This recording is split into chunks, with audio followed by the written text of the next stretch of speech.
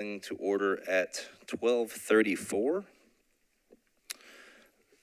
Members of this committee include myself, Timothy Jester, as the chair, Commissioner Dewana Wade, Commissioner Leah Dupree Love, Commissioner Carol McCoy, who is on her way but not quite here yet. We have Dr. Paulette Coleman as our interim executive director. And then we have Sydney Davis and Vivian Fox as Metro Arts staff helping with the meeting. Metro Arts, as always, is here to drive an equitable and vibrant community through the arts, pursuant to the provisions of Tennessee Code Annotated 2.68.030 of the Metropolitan Code of Laws. Please take notice that decisions of the Arts Commission may be appealed to the Chancery Court of Davidson County for review under a common law writ of certiorari. Any appeal must be filed within 60 days after entry of a final decision by the Commission. Any person or other entity considering an appeal should consult with an attorney to ensure that time and procedural requirements are met. And with that, Vivian, do we have any public comment today? At this time, we do not. Thank you. So I will reserve the right to not read everything about public comment. And with that, we will move on to the approval of our October 14, 2024 minutes. Take just a second to review those one last time, and then I would entertain a motion to approve.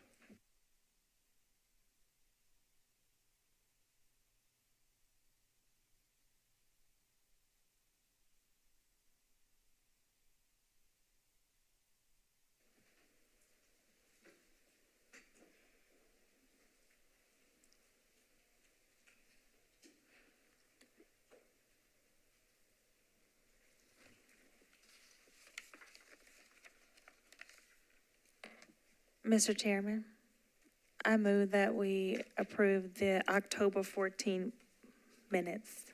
We have a second. Second. All in favor say aye. Aye. So moved. All right, so I'm going to take the right as chair here to adjust the agenda just a little bit. And instead of starting off with a conversation about allocation of funds between organization grants and Thrive Awards, I'd like to first give the floor to Ms. Ashley Batchelder with MHRC. Ashley.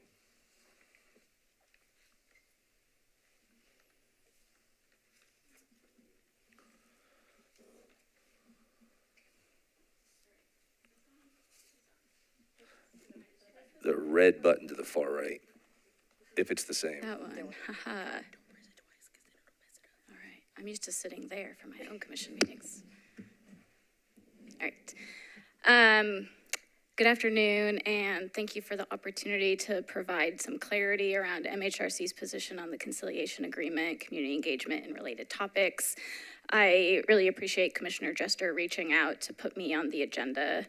So after last week's meeting, I believe you wanted to know whether MHR feels that more community engagement activities should be undertaken and what might happen if another deadline from the Conciliation Agreement is missed. So I will start by elaborating on a few things that I briefly mentioned last week in my comments. Metro Arts did a lot of really incredible community engagement work in 2022 and 2023 that led to several changes in your grant and funding policies. And we all know that the implementation of those policies was imperfect and the last year has been challenging. Still, those were changes that were made to advance the equity work of this body, and future engagement and policy making should be grounded in similar goals and objectives, while knowing that change is constant and that year after year adjustments would likely be needed. So I understand that some of your staff and many commissioners are new, but it has felt like there has been some resistance toward using this past work to inform future policy and decisions. I first met with some of your new staff in February to begin to explain and offer support about the current grant guidelines. In the months thereafter, all the documentation of previous engagement work, policy decisions, the research that informed those policies, and our offers of support have been available.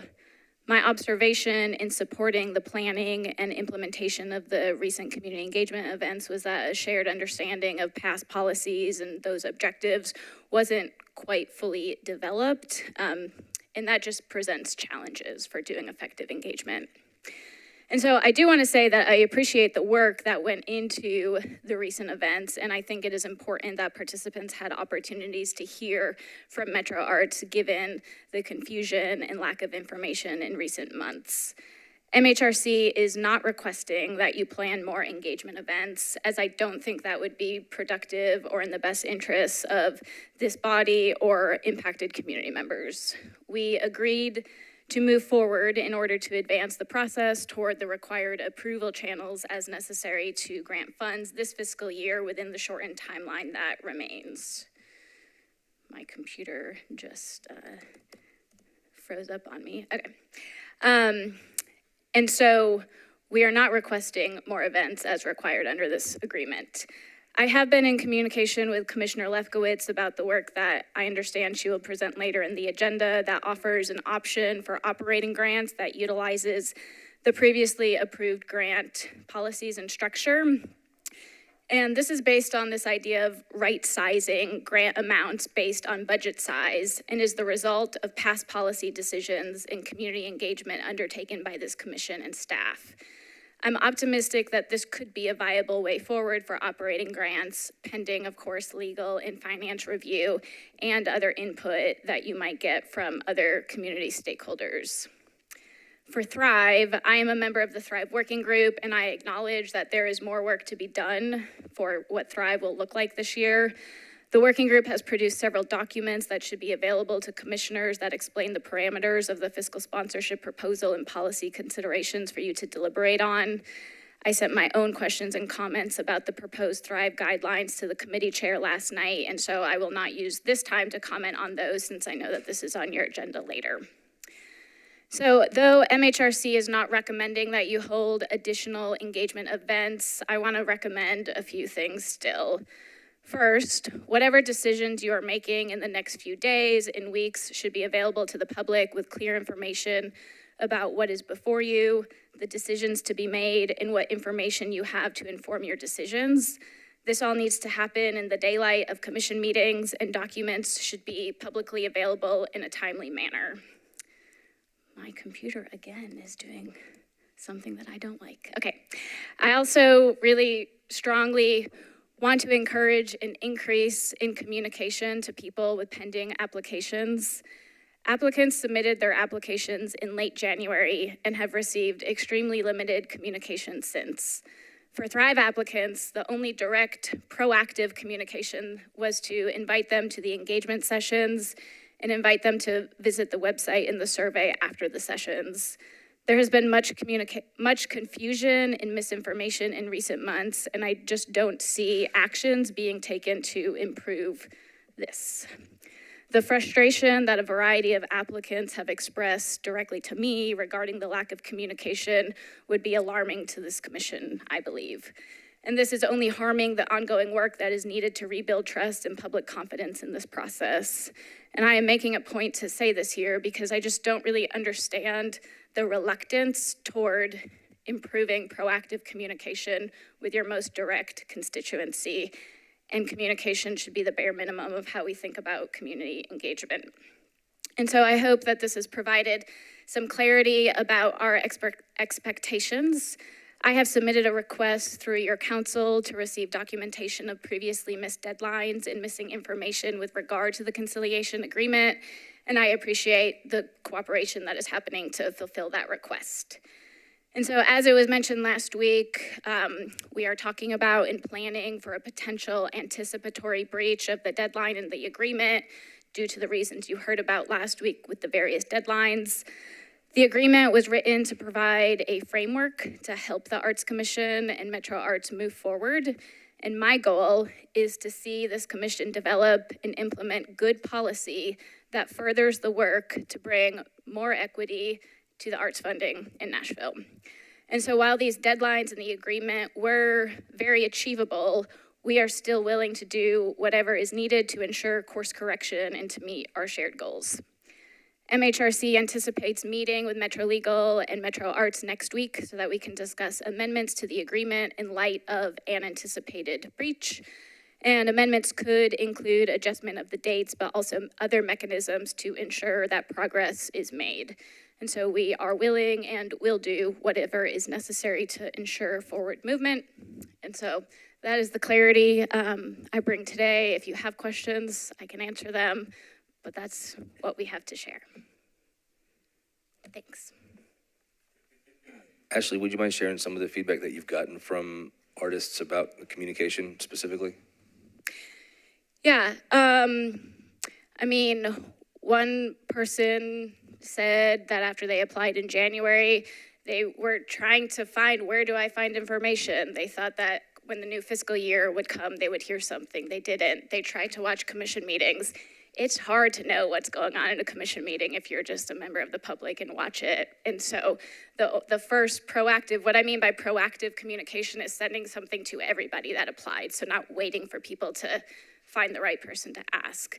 So the first proactive communication was to come to the community engagement events. And so people said, well, what's the status of my grant, right? So people want to know what's happening with the grants. People have expressed sort of the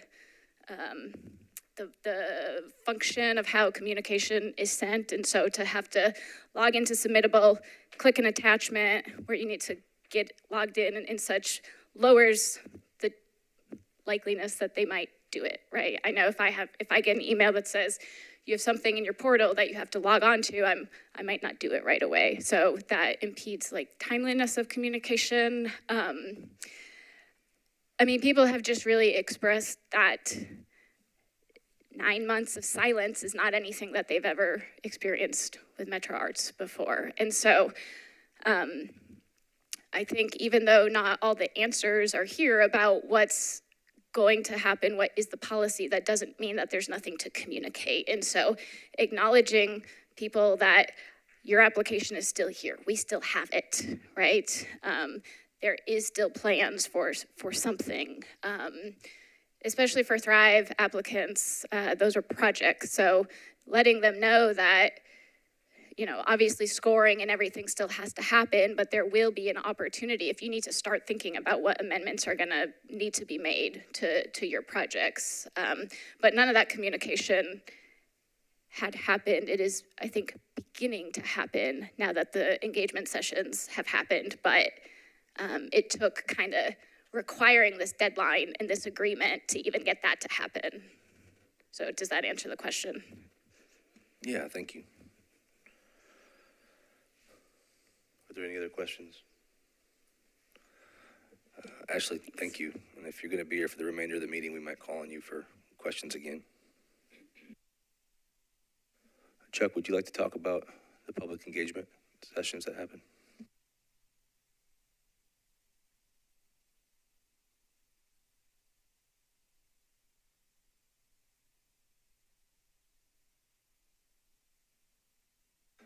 Hit the one. far Okay. right red button. Yeah. Far right, bottom one. Hello and happy Monday. Dr. Coleman and the commission expressed wanting to have more information about our recent community engagement, so here I am. Thank you for letting me share more context.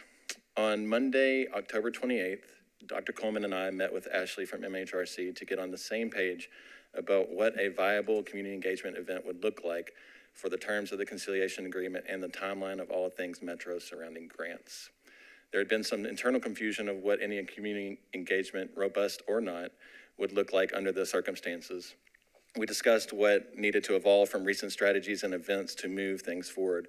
Sydney Davis was also at the beginning of that meeting. I specifically recall explaining how I saw the situation at hand and being the community engagement manager for Metro Arts, how I suggested what would happen for potential events and beyond. I worked closely with the previous 2 Metro Arts grant teams since being hired in the beginning of 2022, having already witnessed everything that happened with Metro Arts grants allocations by the commission in 2023 and 2022. I just threw a few of my thoughts and observations on the table for all. What we knew was that staff had presented FY25 guidelines for operating grants to this grants committee meeting last month. That committee moved discussion of that set of guidelines to the commission in the commission meeting in October. In that same commission meeting, several commissioners suggested that Metro Arts staff do some community engagement, but only once the working group delivered the FY25 Thrive program updates the following week. On October 28th, we had received the working group Thrive updates, and we already had the same operating guidelines to work with. In the community engagement event, staff could now bring those guidelines and updates to the public. I mentioned to the room that we could totally create a space where Dr. Coleman could share the updates of Thrive and historical context of all recent Metro Arts grants from the past year, and then Sydney would be able to explain to the public what decisions were made as the strategic funds and initiative manager for how we got to the proposed FY25 operating guidelines from the edits since the existing FY25 operating guidelines on which the current applications were based.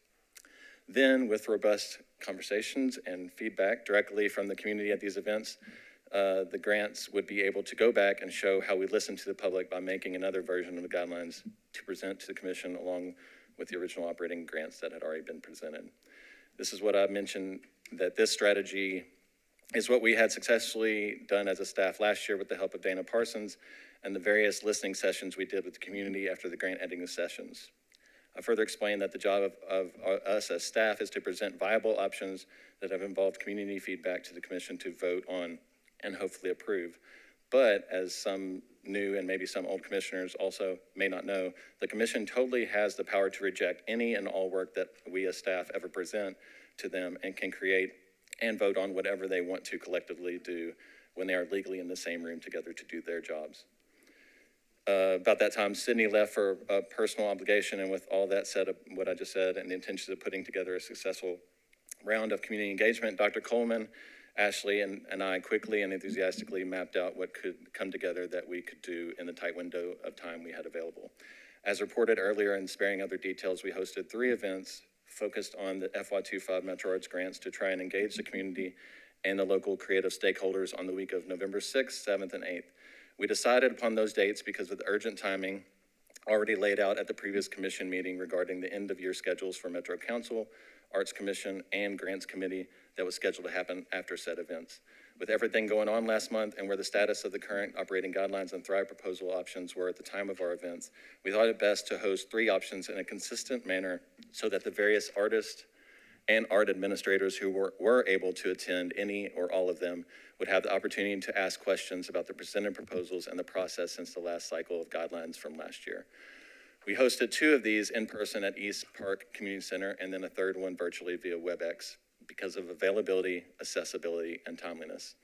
As mentioned during each event we hosted, all of the questions and comments from attendants were recorded by staff, and we were able to send all the questions and comments internally to staff responsible for grants and also to the entire commission via email.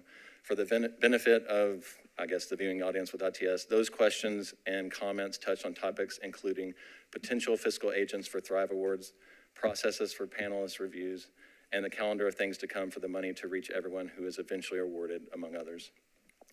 Overall, we were grateful for our participants who were able to attend any of the meetings and for all the feedback we were given during and afterwards.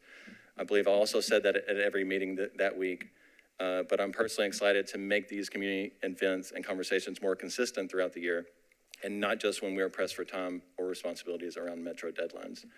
I'm grateful that we had so many people participate that week, especially a day and days after the presidential election. But at the same time, we know that the people who did attend were only a fraction of the pending applicants this year in the broader community. These sessions were focused on sharing information that people need and have asked for about the current grant cycle, and we did not get into bigger picture conversations about how we as an arts community move forward and not get into, move forward our commitment to equitable funding and what that looks like beyond this transitional season. Community engagement should always be more than simply engaging the community. Metro Arts community engagement can and should be better prioritized moving forward with all of our programs, and that's why I'm still here to serve the community how I do. Thanks for your time. Thank you. Any questions?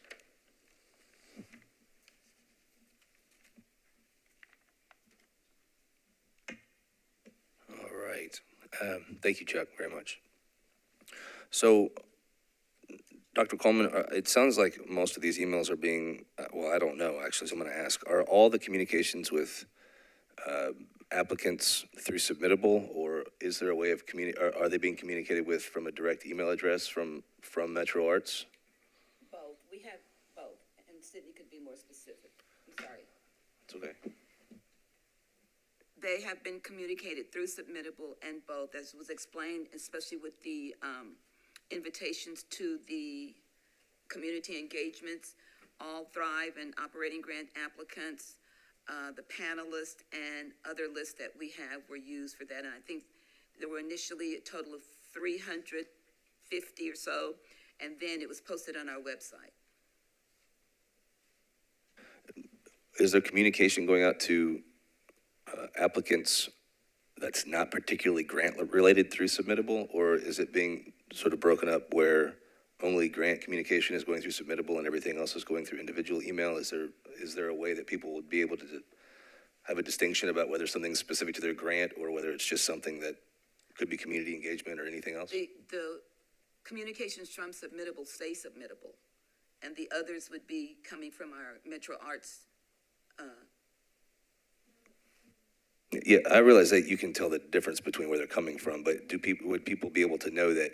And yeah, if you have an answer to the question that I just asked, that's fine. So Submittable is not as user-friendly as we would like it to be, and that was actually one of the conversations that we had during the summer when we were looking at changing it potentially, but we knew that that wasn't a good call just with how much was essentially going on with the grant cycle. So when you send something from Submittable, it is not just a grants platform. Like, it's not just what we're using grants for. Public Art has an account.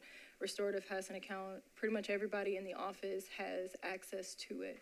And so while we have the email that is like the main email for Submittable, which is just our arts@nashville.com or arts@nashville.gov, you have the ability to sign from that email, and if you sign from that email, it'll go to our general inbox, and then if you use my email, it'll come to my personal inbox. And so what we were finding is that depending on what was sent out when, depends on where your response ends up.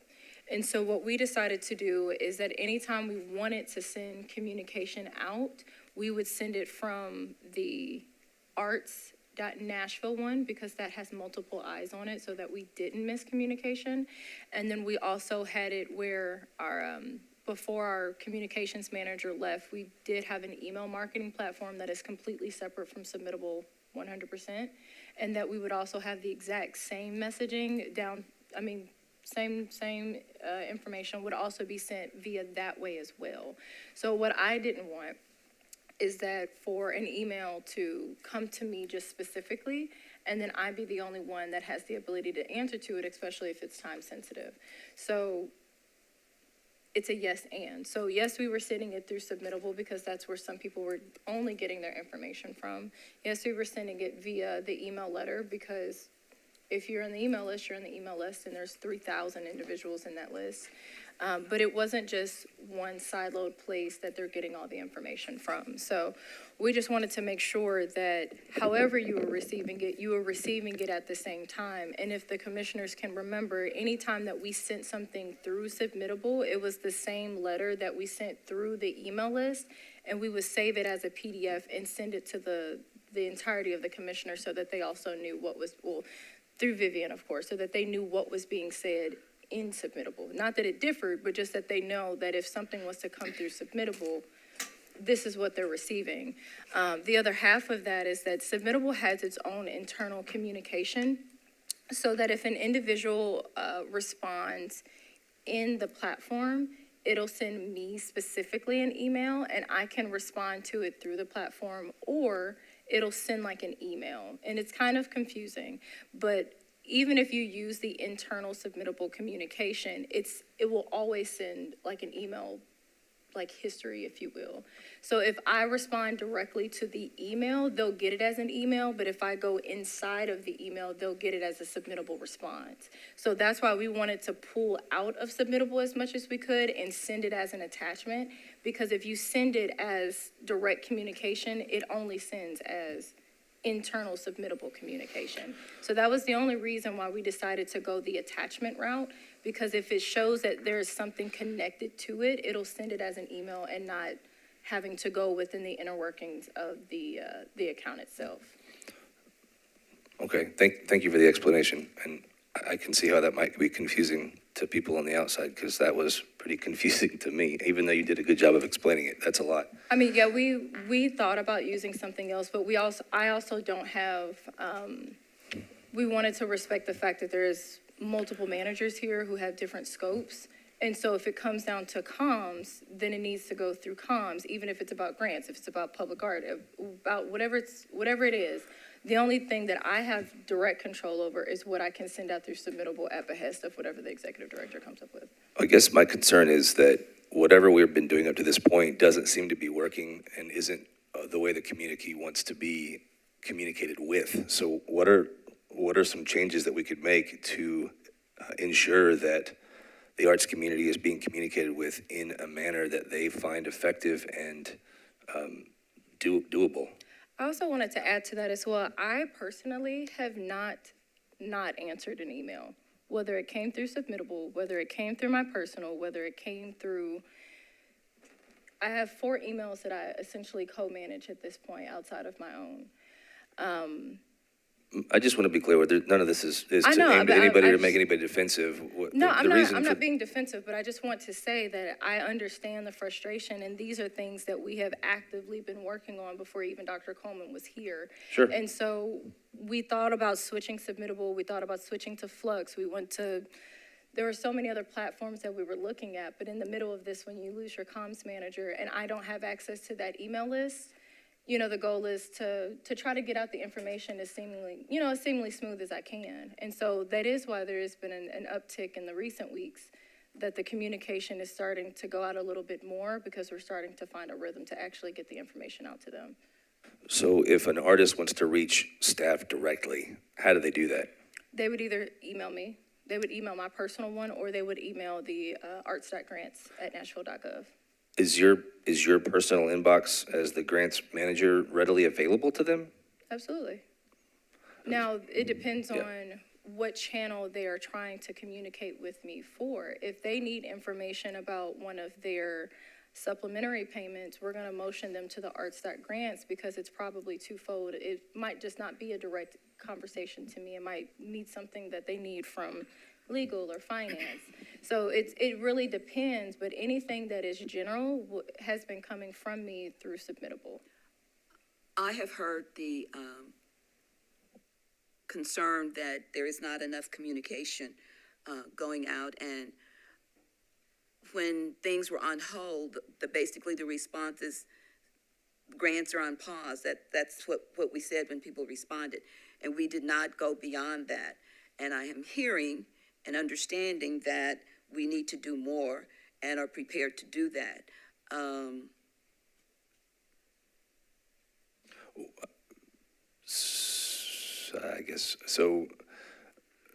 I guess I don't know if a suitable answer for the community is that we're prepared to do more. I'd like to know what some actionable items are that we could do to help the community hear from us more effectively. So I really understand very well how we've been communicating, but what are some changes that we could make so the community actually feels like they're being heard or are receiving answers at the end of their inquiries? Clearly, we can do more routine, just updates. Apparently, the working group updates on our website aren't sufficient. We can explore e-blast periodically. I'm not sure what would be appropriate or those are 2 things that I can immediately do. If we need to hire a consultant for communications on a temporary basis, that is something we can do. I think it's not only important to communicate, but the content is important. So we are at a point where if we approve the criteria, if we approve the allocation, those are things we can say. Prior to this time, the only thing we could say is it's on pause. And maybe we should have gone, it's on pause for an indefinite period. I don't know. But those are 3 concrete things that can be done. Yeah, well, I don't think there's any good in just maybe wishing we could have done something different, because I think we've all been waiting through this together, trying to understand how to move forward. I just want to make sure that moving forward, people in the community in our community aren't concerned about not being able to get an answer or not reaching somebody or feeling like they don't understand where their grant is, or 9 months is a long time to go without hearing very much about your application. So, I've gotten an overwhelming amount of feedback from. You said what? I'm sorry. I've gotten a lot of feedback from MHRC and from people in the community that they're not hearing back from Metro Arts, and maybe that's because they're looking at the wrong inbox or they're not emailing the right email address. I don't exactly know what the reason is they're not hearing back, but if enough people are saying that they're not hearing back and they're calling MHRC trying to get answers, and we're hearing that from MHRC, then it feels like a pretty good indicator that something on our end has to change so we can communicate more effectively with the community. Were the three things that she just mentioned as ways to do that insufficient? No, I don't Okay, think so. Awesome. No. So it sounds like those three think things those three then things would be are a helpful. way for us to do that. Yeah. And we could probably move forward from continuing to talk about that there hasn't been communication, because that sounds like regurgitating that same Fair. information. Thanks. Yeah. Any other questions or thoughts around communication? I'll just say that usually when people have complaints about communications, it's two things. And I'm not saying that that's the case in this situation. It's, I don't like the answer I got. That's here. And then also, what I did get did not make sense. And a flaw of mine is that if I feel like if I know something, you know it, because we all should know the same thing. And so sometimes I have to pull myself back and say, I need to explain this to someone who doesn't do this every day. And so maybe what we're saying could be tweaked a little bit. Oftentimes, when we're in an industry, we speak our language, and we're relaying that type of language to someone else, and that may not be how they receive it, because all they want to hear is a yes or a no. And so I think if we can just look at what we're saying when we are communicating, and explaining it in a way and relaying it in a way that someone who doesn't even know anything about arts or grants can understand it. And so, two things. One, I don't like my answer, because that happens, just life, humans. But then also, I don't understand my answer. So because I don't understand it, my question wasn't answered, So maybe we can just look at what we're saying too when we're relaying information. Yeah, absolutely. All right, thank you. With that, we will move on to Metro operating grants implementation. And for this, we do have an action item. We're going to try and make a recommendation to the full commission today. So we need to obviously engage in this conversation as much as we can, and ask as many questions as we can, any questions that we have on the table. Do we have any new operating grant ideas from this committee? I don't, but I wanted to leave space for that in case anybody on this committee had any new ideas. And in the absence of none, I'd like to ask Commissioner Lefkowitz if she could take the mic and talk about a proposal that she's been working on.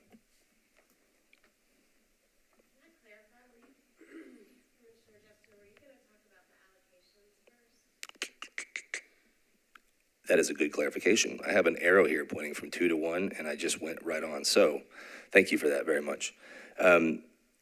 Let's back up just a little bit. And on the agenda where it says item 1, allocation of funds between organization grants and Thrive Awards, let's move to that first before we talk about operating grants.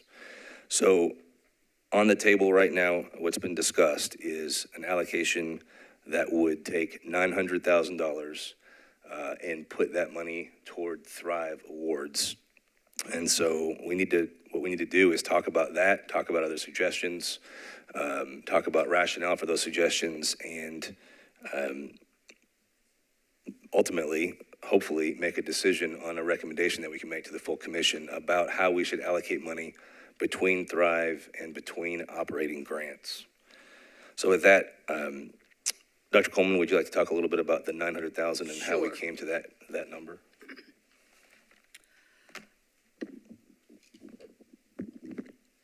The staff is recommending that of the $3.256 million allocation from the city for grants, that $900,000 go to Thrive. How did we arrive at $900,000? Last year, Initially, there was approximately $250,000 for Thrive, and by the end of the payout, with several additional supplemental fundings or additional funding, it got up to $908,000.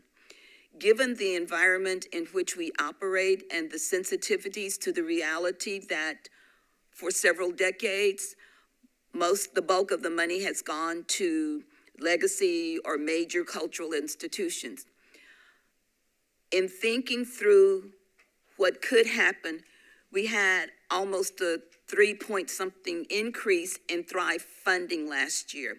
There was not a concomitant increase in funding to operating grants. So we said that we could not go back, that if we stuck at 900,000 with basically this similar amount of funding, that would be an indication or a public recognition of the importance of working toward more funding for our grants programming overall.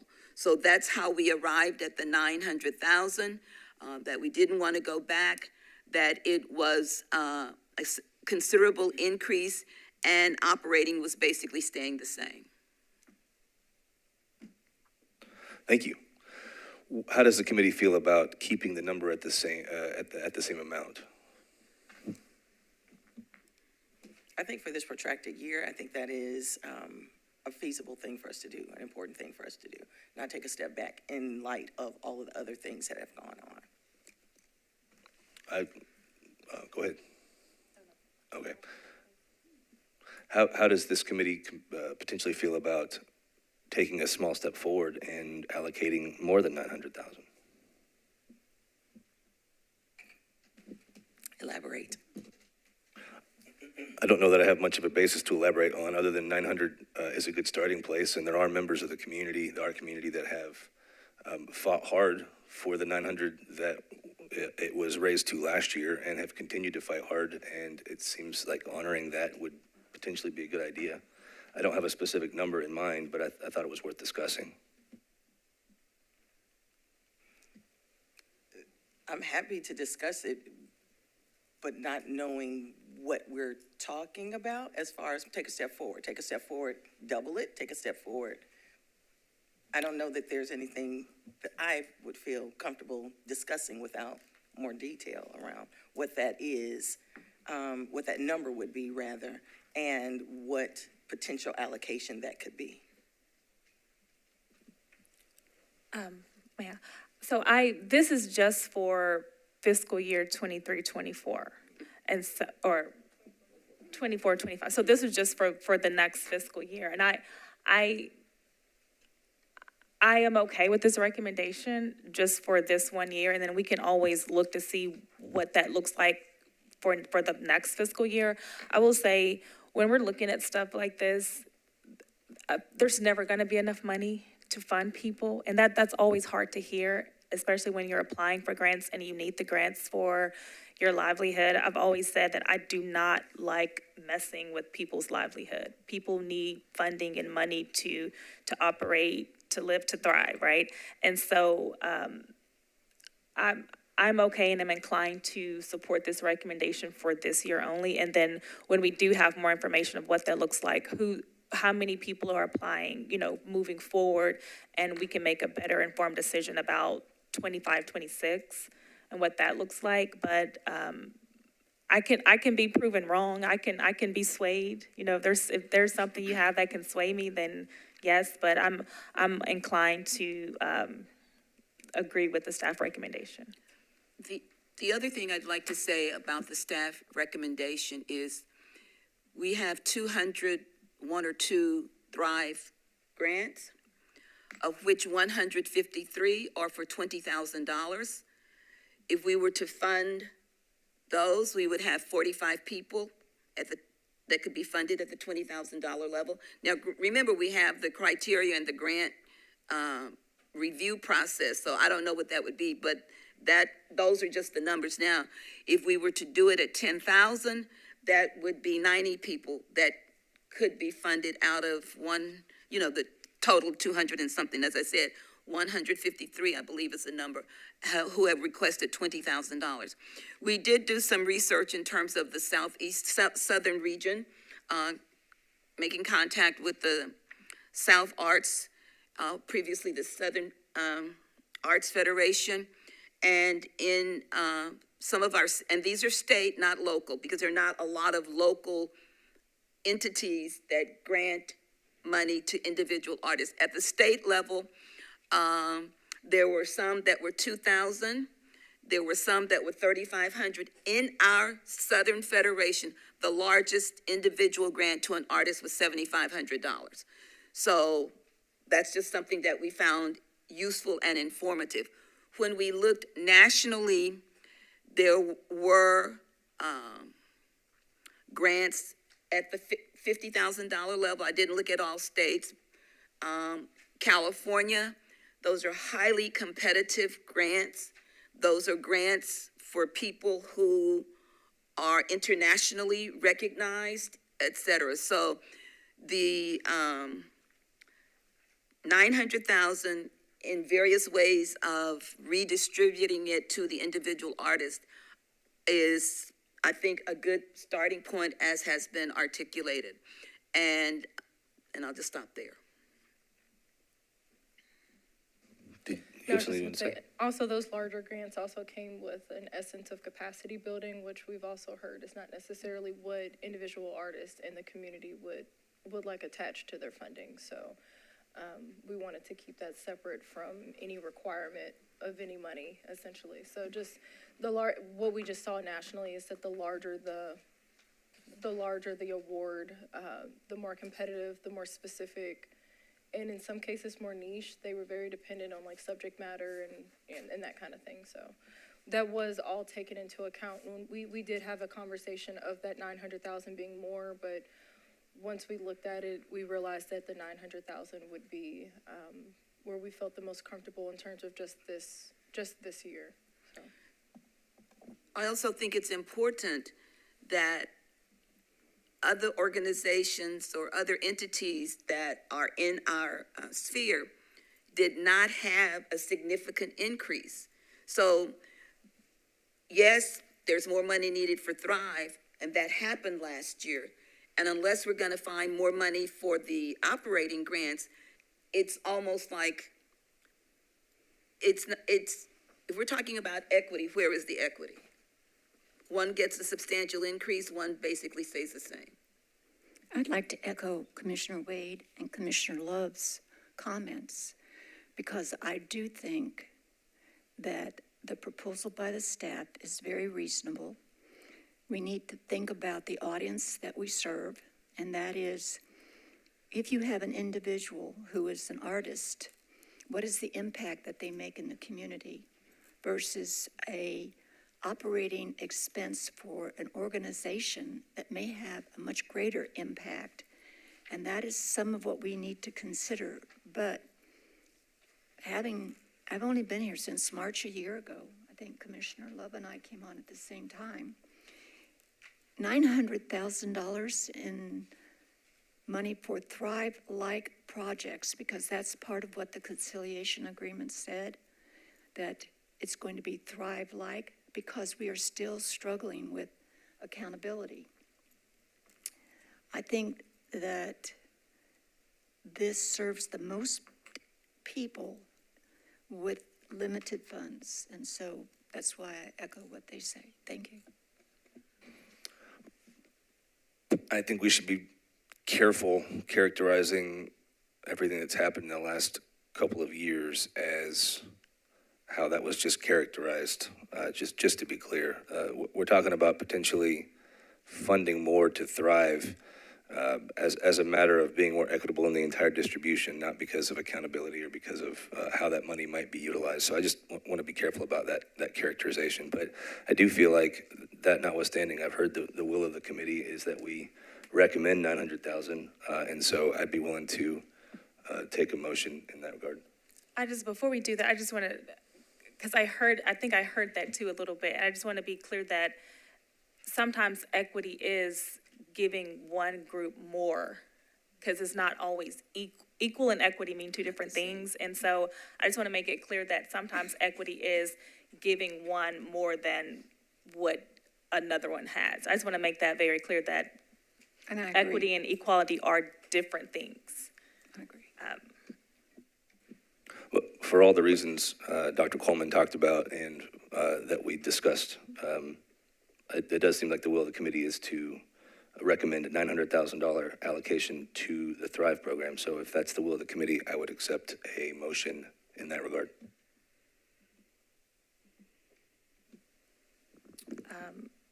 I move to accept the recommendation from staff that the allocation for Thrive be placed at $900,000 to the main level of funding as awarded in fiscal year 23-24.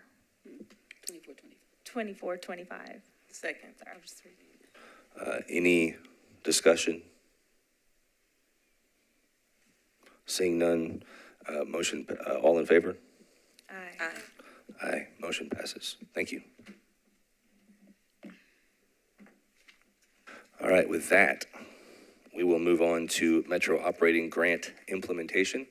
This is another action item, and we will first move to, well, we already talked about when I was out of order whether or not we had any ideas from this committee. So none being heard, we will move on to Commissioner Lefkowitz and her proposal.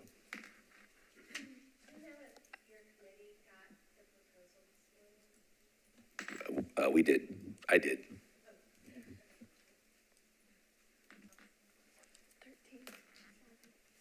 I'm so sorry before we do operating, just for administratively, can we go over the panelist criteria, because that'll set for both operating and Thrive?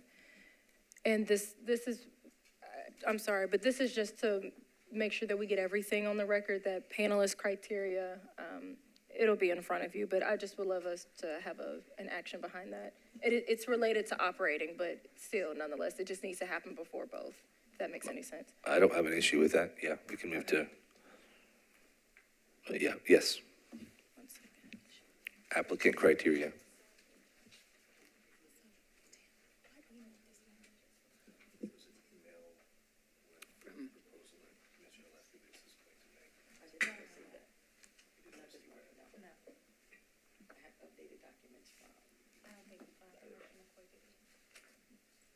She asked me to send it to you. I didn't send. No.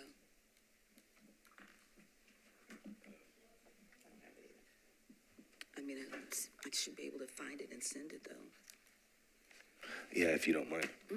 I don't. Just glad I brought my computer. All right, Sydney, would you like to talk about panelist criteria? Yes, this is, just gonna start here, that this is the same criteria from FY 23-24, and we just wanted this to be a decision that's still, again, being approved by the committee. And it just states that a panelist, whether they are Thrive or operating, would be an individual that must live or primarily work in Davidson County, have a keen interest in the arts as a working artist, participant, audience member, advocate, or educator. Just must not be an employee of Metro government, including Metro Nashville Public Schools, not be an employee of an organization applying for grant funding, must have a basic understanding or previous experience of grant making or previous grant panelist experience, and this is very broad. And then just reiterating that these are the same criteria as from last year. And then the recommendations that we're asking you all to consider is that we make it official that panelists are paid. And we're making this, our recommendation is between $300 and $400 for their work. And then obviously the conflict of panelist and applicant, we're just saying that MA staff recommends that a panelist should not also be able to be an operating grant or Thrive funding applicant. So just saying that you shouldn't be applying for awards as well as scoring them. And do we need to make a recommendation about this as a committee to the commission? It's a part of the operating, so I was leaving it amongst you all to make that decision. And then it says 300 to 400. Is there a tier for different levels of experience, or is that just a sort of a broad potential range that we could pay somebody? Broad potential range, because as we'll get into it, you'll see that there's a difference of what we might be doing in terms of location and time-wise of scoring, and so we just wanted that to, depending on what decision you all make as a committee, would better inform how much an individual should get paid for being a panelist. Okay. So. Yeah, we're looking at probably median, but just wanted to keep it open in case. Gotcha. Thank you. Any questions or conversation around panelist criteria?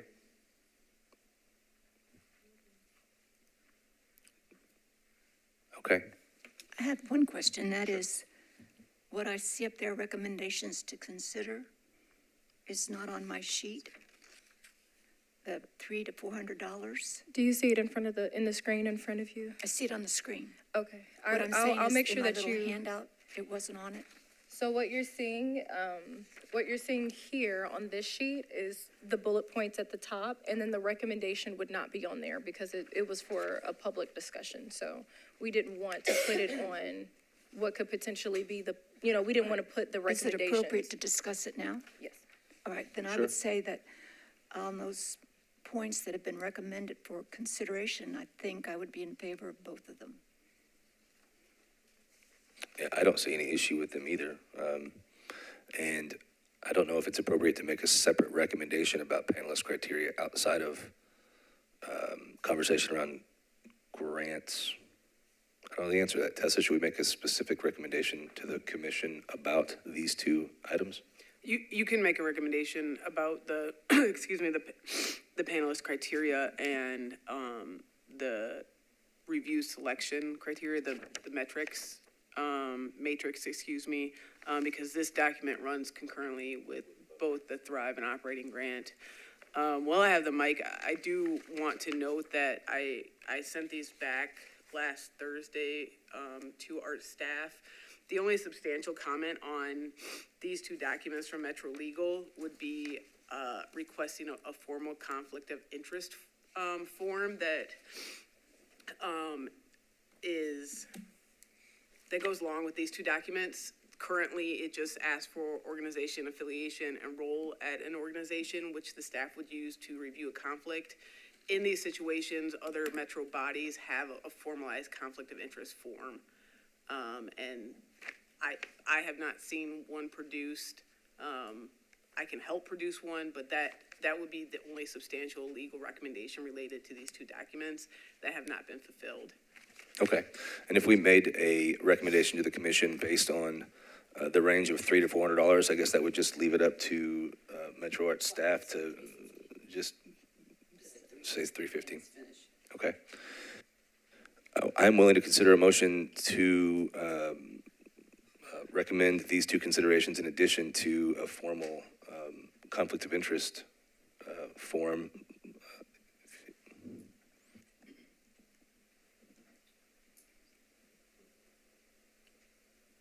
Second.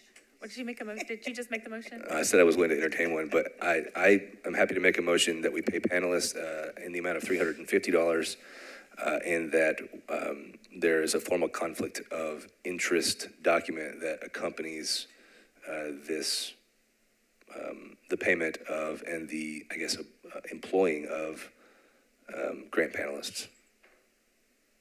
Second. Any discussion? Just a question. Is there a Metro-approved conflict of interest document in existence already that does not have to be developed by staff, that can just be added? There is not one set conflict of interest form. Each entity usually develops one based on our ethics criteria, and it would just be molded to the scenario for which the scorer panelists would be here for. So just to elaborate, like Metro Housing Trust Fund Commission, their conflicts of interest relate to affordable housing and your connection to those different organizations. And so I am more than happy and will help develop one for this situation. That would have been my second question. Thank you. Any more discussion? All right, all in favor, say aye. Aye. Motion carries. Is there anything else that we need to get to before we get to the next thing? So I think at this time, Commissioner Lefkowitz, you can present your presentation.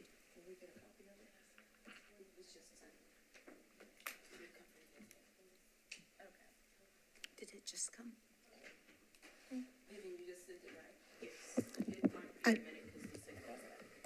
Yeah, so I actually sent this morning, thank you, Chair Jester, first of all, for letting me come and talk. And I sent this morning some things I just worked on this weekend, which was a slideshow that I've talked before about.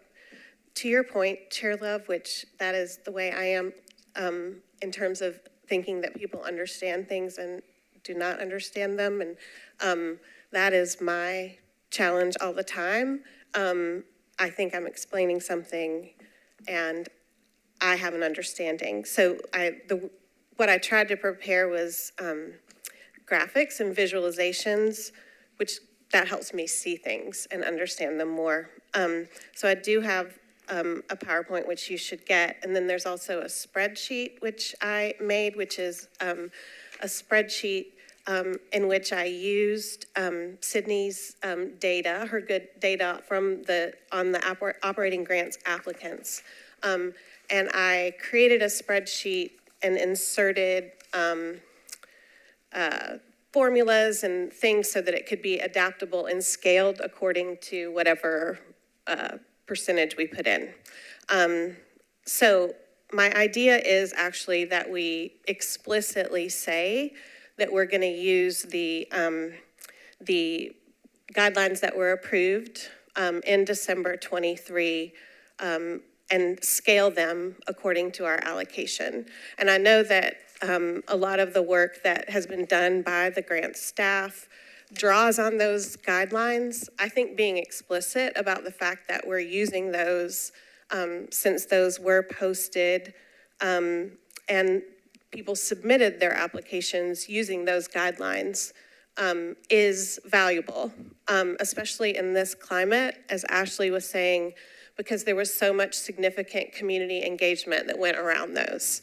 So I have, and in our drive, I'm happy to share just tons of feedback, right, from the participants in those panels. We've had public comment. I've saved those in that file as well. So in addition to what we've done in the past few weeks, there exists kind of a history of community engagement that's locked in with these guidelines, which I think is kind of cool. And Tyler Yara, when she was here in August, she did say that, she said, I think you have a lot to work with in developing policies and procedures, and the conciliation agreement does not contemplate starting from scratch, but moving forward using the collective knowledge you already have. So that was her quote, and I remembered that because I think, to Ashley's point, and that there was so much good work that has been done, and we could be explicit about that. So the reasons I would say to use the existing guidelines is the community engagement. They were posted. It builds upon the work of the last few months. And ultimately, I think this is an equitable funding model, something that's moving us towards that.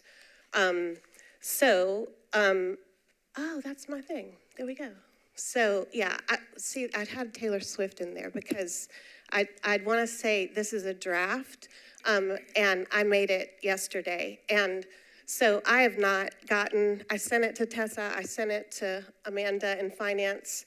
I just want to take full responsibility for any errors in the data or anything. I've tried to be careful and I've tried to put the source of the data in there, but I just want to say if there's a mistake, it's on me. And then we can keep scrolling, Vivian, because I already said that. Oh, go back. Could you go back one more? Sorry. So this idea brings together the grant staff's work on this percentage-based and these December 23 guidelines. So we can go on. And then we can go on from there.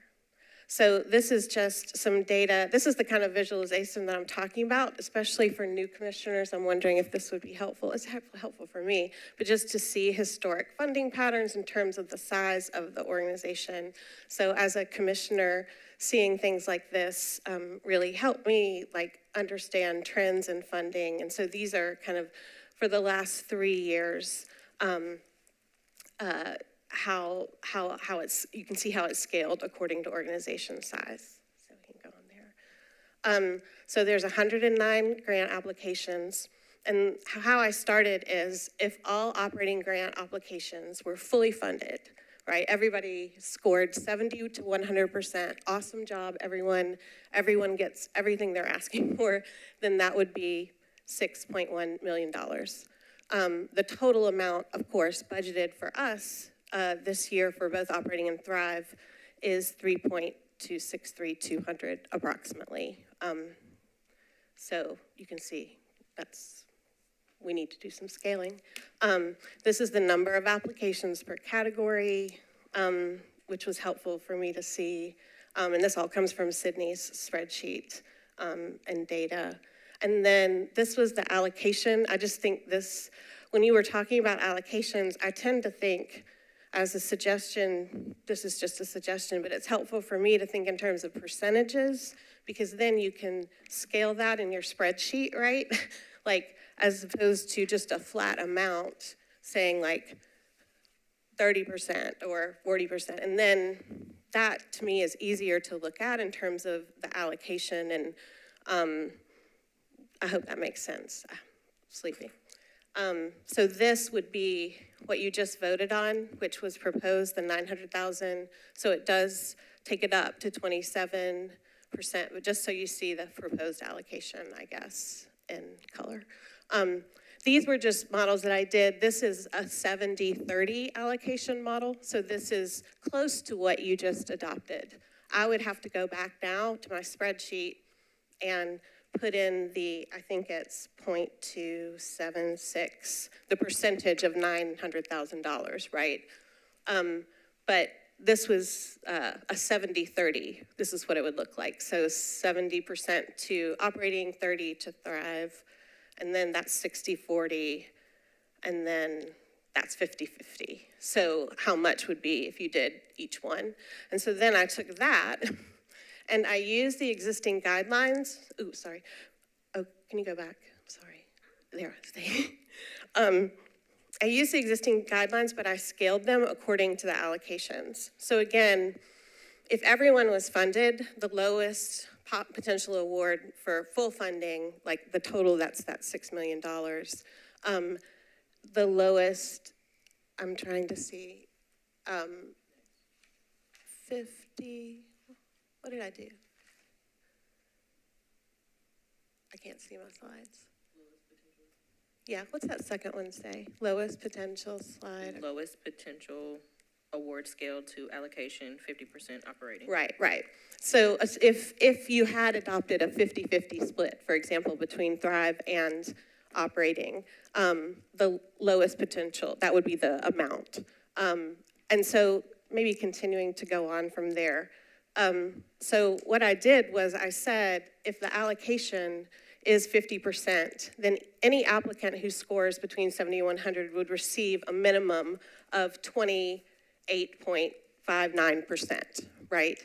And so this scaling, it's really just, it's in a spreadsheet, it's done, and it just scales according to what you've allocated. It would be very easy for me now to go back into the spreadsheet and just put in what you just voted for.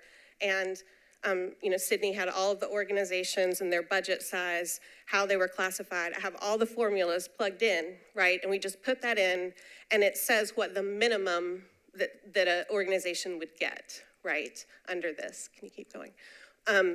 Now the minimum, they could get more, right? Because this assumes that everybody's gonna get a score, a high score, and get 100%. That may not be true. And so if someone is not granted money, that money goes back in, right, and regenerates and changes the calculation, and that would increase the amount that the organization would get. This is an example of one of the organizations for a large category. So this is from Sydney's spreadsheet. This is a mid-sized category, what they would get under each allocation, and medium, small, micro. I presented these not knowing how you would vote in terms of an allocation, but I'm happy to go back now that you voted for an allocation and indicate what it would look like for each size organization. And I'll also update this spreadsheet and send it to you again, so you can easily see, according to what you just voted for, under this plan, which uses those guidelines and the allocations, that they were voted on in December 23, what each size organization, what the minimum award might be. Okay, I think that's it. So the changes to the guidelines, and then I did say in the guidelines, there is the one thing I thought of that might be changed in the guidelines is there's a thing where if you get like a very high score, right, you're eligible for extra funds. And I think Sydney had said, right, too, in this year that we weren't going to do that it was just like 70 to 100, right, is the thing, because we're running with fewer funds. And so I think that makes a lot of sense. We could work with finance and legal and MHRC to review my numbers. Again, I feel fairly confident in this model and the spreadsheet works. I've shared it with a couple of people who have indicated that it does, but I'm happy to share it with everyone as well. And questions, if anyone has any. I have a couple. Has this information been shared with Metro Arts staff already? I shared it this morning. Just this morning, so they haven't seen it. And so over the course of the time that Metro Arts staff over the last several months, have you been in conversation with them about these things as well? I haven't. Well, I had questions. I mean, Dr. Coleman and I have had a dialogue around questions I had around the original proposal, because one of my questions was always, why don't we just use what is there? So I have been asking that, like why it seemed that those were, and it met the criteria, right, for community engagement. So that was a question that I had, and this proposal emerged from saying to myself, as an exercise, what would it be like if we did use those? And especially, I think the reason I thought about it too, Commissioner Wade, was last week in the discussion around community engagement. I thought maybe this really would be a way to say, because these, and it's not very different, you know, they're not very different from Sydney's guidelines. They're very similar, and that's what I say. But just being explicit about it, there were a few changes to the funding, there were a few changes that I made to bring it in alignment with the previous guidelines.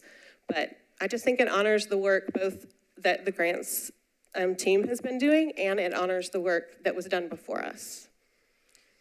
Which I agree with, because it sounds like ultimately it is take the amount of money that we have, apply the existing community, the guidelines that were set. And so then staff would have the opportunity.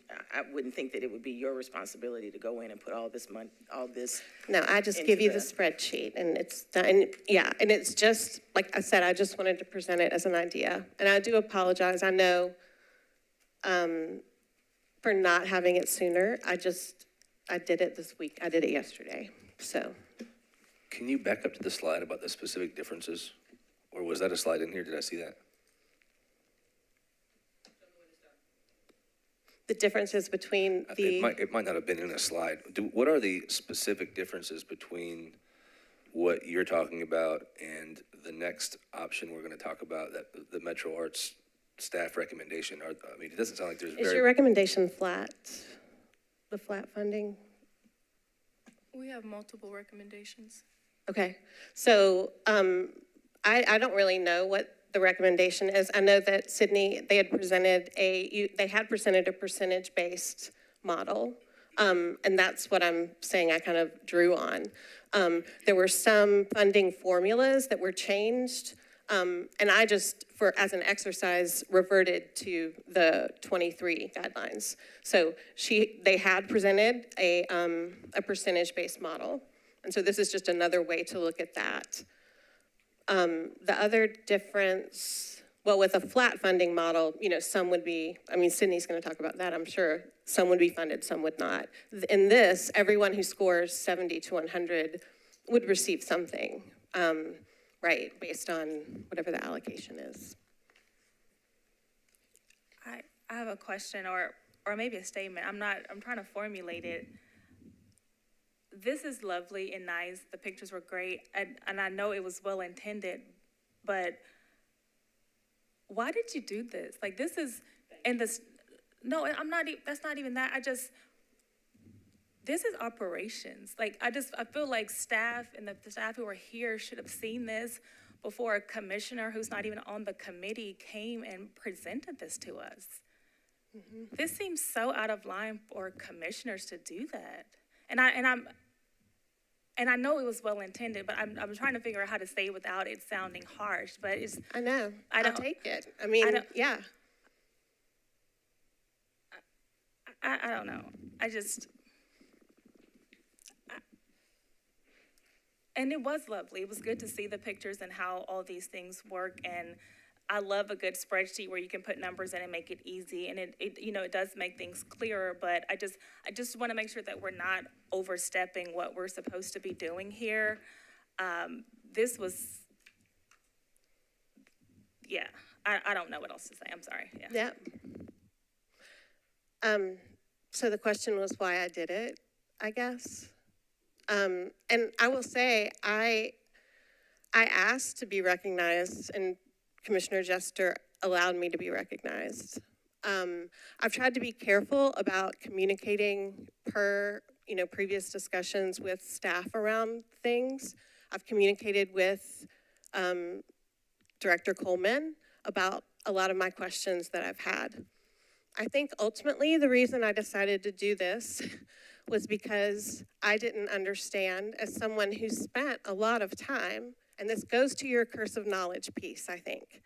I think that this has been a big burden, right, on our staff in terms of trying to work through a very complicated thing. I believe that the intent is to communicate the information in a way that people can understand. I do not understand the proposals or the information. I feel like I did not have the materials I needed. And so I decided to create something that would help me understand something. As a result of creating that, I feel like I have a greater understanding, right, of what's gone on. I offer it in the spirit of a gift, conciliation. I think you can ignore it. You can do whatever. But I don't think I'm alone in not understanding what is happening. I will also say that as the secretary and somebody who tries to keep careful minutes, that I've been really frustrated about the fact that in August, in this committee meeting, Tessa laid out for us, and I wrote down the specific steps. I think this committee and our commission would have loved to have been talking about these things the last few months and hashing out these formulas and the implications. I think the idea that we don't want to be involved or know, I've spent more time with lawyers in the last 11 months on the commission than I have in my entire life. And my child's going to college in a few months. I don't have time for this, I don't want this to happen again. So do I feel a sense of urgency? Yes. My goal is to support and not to subvert. But I also want to speak on behalf of the organizations and the artists and do anything that I can as a commissioner. So if it is out of line, I will completely take that and I'll take it. And I do not mean it to be. But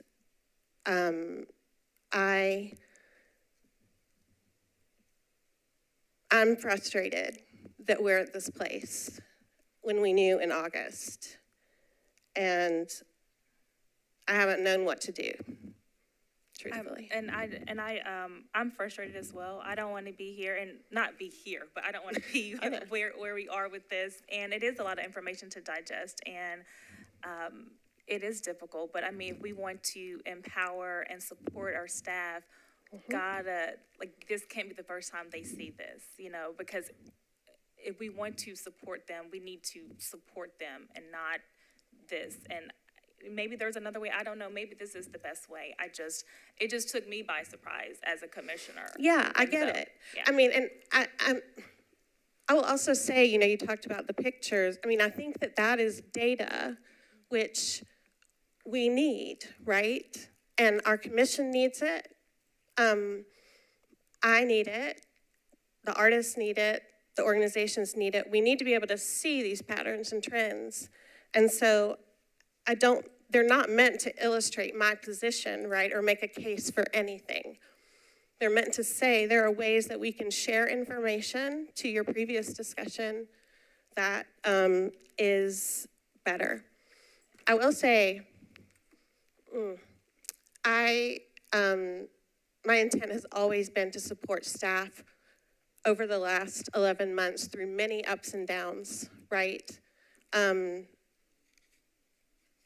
It is not my intent to be territorial, to guide discussions. But ultimately, I do feel responsible as a commissioner. And I think that in the name of transparency, I agree that I wish that staff had a chance to look at it before. But in the name of transparency and just getting other ideas out there as well, I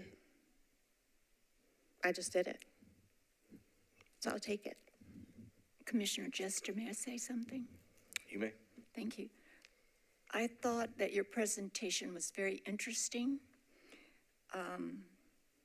I am a person who's served on a lot of nonprofits, and my understanding of our role is to be a policy one, which, given the time constraints that we have right now, we need to be making a recommendation to the commission as a whole after we've had this discussion. I think what you have presented is something that the staff should have had back in August or whenever you decided to do it. But I decided we, to Saturday. as a commissioner, I don't think it is our position to do the staff's work. We make a policy decision. Are we or are we not going to fund whatever entities come before us? What is the process that we're going to use? And that's what we're doing today. The staff came with some recommendations, and I have to say, because of the time constraints, I think I understand the staff's proposals.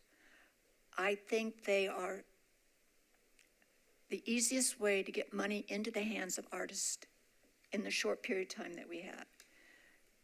The suggestion you have may be a bigger policy consideration, and we might be able to look at that because right now we're in a time crunch. We have to go forward. Totally And with you. now that the staff has had its first glance at this, it may or may not be something that can be implemented or presented to the commission as a whole.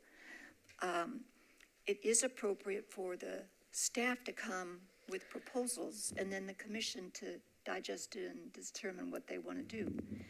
And so in that light, I think we should listen to what the staff is recommending, see if it's wise, see if it's not wise. Your input, I think, will lay foundations for future thinking. I don't think that it is wise to do that with so little time that we have, because we don't have a lot of time and we don't have a lot of money. I agree with you, Commissioner McCoy. I do want to say one thing, last thing that has been frustrating for me as a commissioner. I agree with you. I'm not interested in operations. I have many other things that I'd rather do than, do the spreadsheet, although I love a good PowerPoint. But I've been frustrated with us not having the information until the day before and the night before, and I can't digest it to have a conversation. So if I am bringing something here today at the last minute, I know too that I was given things at the last minute, and I Again, I do not mean it to be disrespectful or to subvert. I'm just trying to say that there are commissioners who want in this committee and otherwise to be part of a robust discussion and who've wanted to be a part of a robust discussion since August. And I can't vote on something or have an opinion on something, just like you can't with my proposal today. I don't expect you to take an action on it. I present it to you as another idea. And I present it too, truthfully, to say that I hear my friends and your friends who did work on this, on those grant editing panels. So that's why I bring it. I have two questions. Did I hear you say that you shared part of this with other people as you were putting this together? I put it together yesterday from 12 noon to 3 in the morning. So I've shared it. I have the data I've worked with. I've been working, I think I mentioned this before. I've been working with Amanda, and then I've also cross-checked data with Ashley on getting the numbers straight. So just for myself, and if it's helpful for anyone else to create some of these things about like historical funding trends and like how much percentage-wise things are funded, that helps me make decisions. So I've done that. But in terms of, have I had this idea? Yes, and I've kind of just said, I wonder if this could happen in my head, like, is there a reason why? And then I just sat down and tried to do it, so, yeah. And the largest difference is utilizing the guidelines that were from the previous year. I think the differences would be using the guidelines that were used from the previous year, and I believe there would be a difference in terms of scaling it. So saying that, everyone would get a percentage based on the allocation between Thrive. And I mean, that may not be a change from what I don't think, I'm not sure, I can't remember, I felt like that wasn't what I heard in the community engagement sessions with the percentage-based funding formula. In your conversations with finance and MHRC, with Amanda and with Ashley, did you get any idea of, did they see the rest of it, or was a conversation just about the numbers? They haven't seen, I sent it to them when I sent it to you. I'm talking about just general data, like Ashley and I and Amanda and I've asked them to look at data that I have, like that I pulled, for example, from our website, where we have the list of people of funding by organizations. And then I asked Amanda, is that information correct? And she had some different numbers or whatever. So this is just my own curiosity, right? About if I can't find that information, I'm gonna try and create it for myself. Yeah. And I think, just to add some clarity, I don't think you're out of line for bringing this. I would have liked more time, just like I would have liked more time in almost every Metro Arts meeting I've been in since January of this year. But it's our decision to make policy and to talk about policy. So, and it's our job to take recommendations from staff and to talk about those all together. But I don't feel like it was particularly out of line. I just wanted you to know that. If I thought it was out of line, I wouldn't have said you could be on the agenda today. So, well, and I do want to say this came up in commission. I had a number of questions. I did send them. I've not been shy about that, right? Because of what we've all been through the last 11 months. I love questions. I think questions are good. They point us in the direction in which we need to go. I knew that was a burden on Dr. Coleman to send her this long list of questions, and she did this morning send me the answers that she's written, which was super helpful, and I'm appreciative.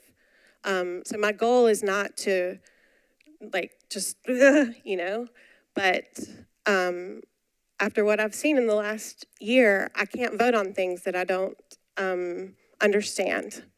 And if I don't understand it, I'm gonna try and make something for myself that will help me understand it better. So I offer it in that spirit, and that's it.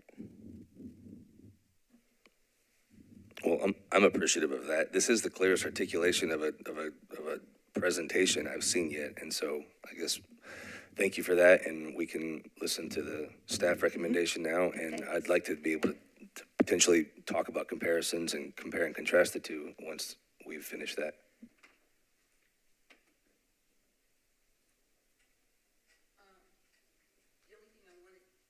To say is that one of the options that staff looked at was percentages. And as Commissioner Lefkowitz said, she relied on the data that we had. We talked with finance, and we made the decision that those percentages did not work, and we were not going to present them. So they are not among the options that we are presenting. I would very much, at some point, and perhaps this is something that can be done when we have the retreat, clarity of roles and responsibilities and clarity of how one communicates with the staff. I know that I work at the pleasure of the commission, and I appreciate that, and I know that they can tell me when I'm wrong or when I've messed up. They have a number of options at their disposal. One of the things that has consistently happened, and it is not across the board, and the only reason I'm bringing it up now is because if we don't get it in check, it will be very, very difficult for whoever the new executive director will be. I'll leave it at that for this moment so that we can move on, because we do need to make some decisions or not make decisions. Thank you.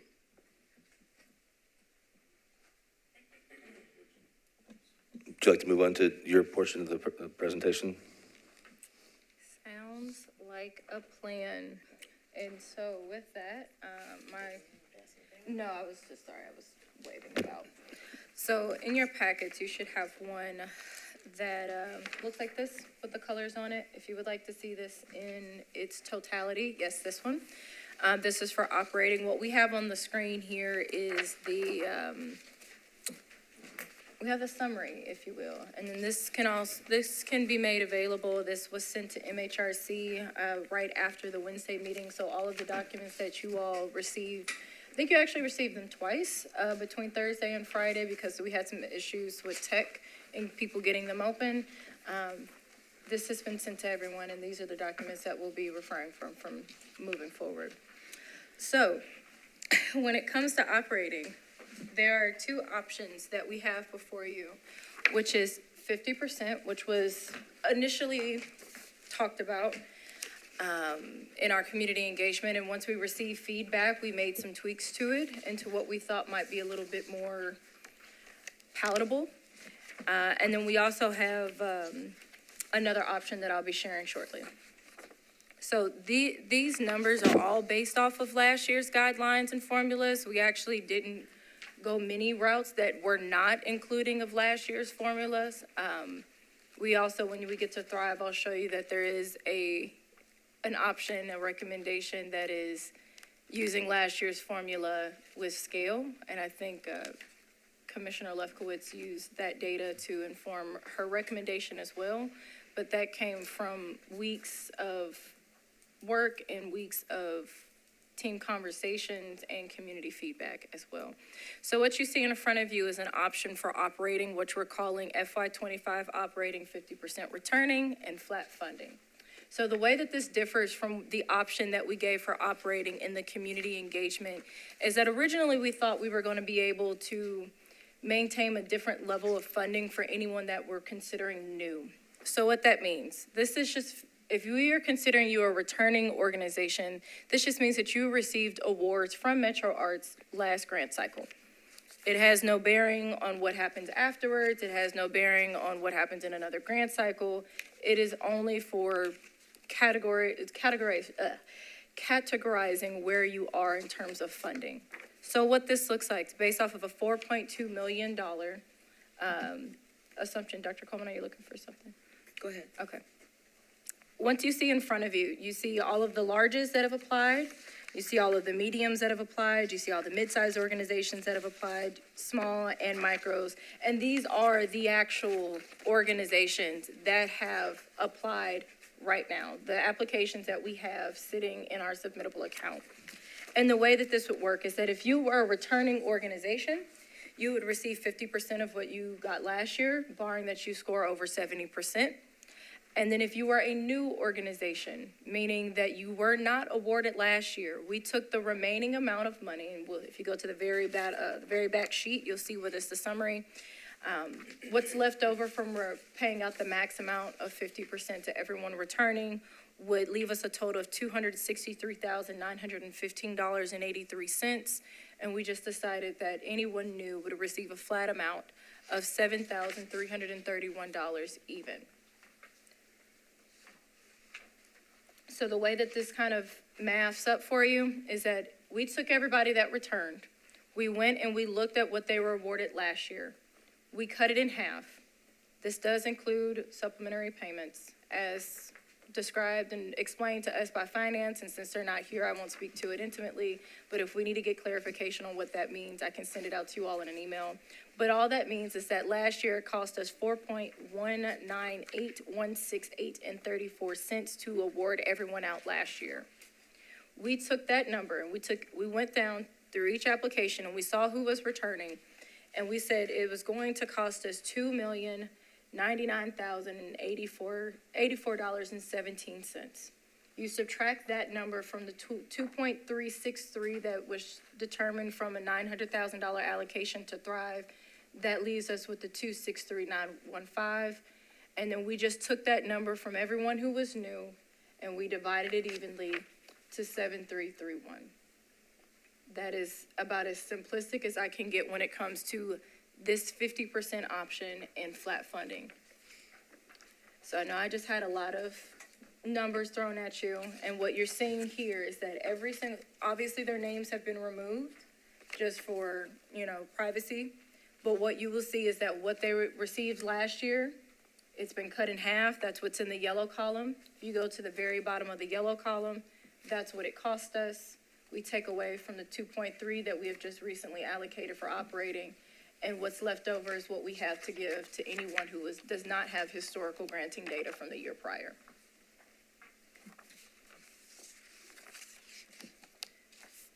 So we'll go to the next one, please.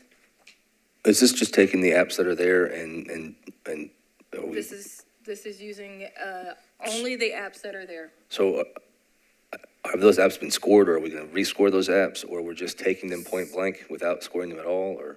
No, so we have not scored anything. And actually, we're kind of a little bit out of loop, but I wanted us to get to the recommendations first, because there is a previous slide that has you all making a permanent decision for this cycle that we will only be using the applications. And in that conversation, I can explain how we intend on using the applications that are already there. But to answer your question, yes, it's only using the applications that were applied before January 29th of this year. And no, it is not just a free fall. There is still a scoring. Now, there is a technical review that was done when the last executive director was here, but we as staff have decided that regardless of whatever determination is done here, because I did the text the last time anyways, we're just going to do them again, especially if there's any changes amongst what you all decide within the guidelines and the criteria. So as of right now, nothing has been scored, nothing has been moved through. The only people who do have a sitting score are those who decided to keep their 2-year review period, meaning that if let's say we used everything from last year, we didn't have any of these issues, they still would have been using those same scores. So we are honoring that, and if they decided to keep a score from year prior, we will be using it this year as well. So I don't know if you answered the question I was trying to ask or not. So is there a point with this recommendation where we would score the apps? There is, okay. Yeah. They just haven't been scored yet. No, they haven't been scored yet. Okay. Let me ask, how many entities are there total in the ones that applied last year? There are roughly a little less than 100. And Well, then, around 70. and the new awardees, what's the total of We're the new sitting- awardees? Let me make sure I don't get this wrong.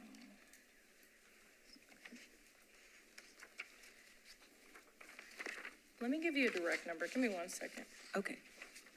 I didn't add them up, that's, I was hoping you had them.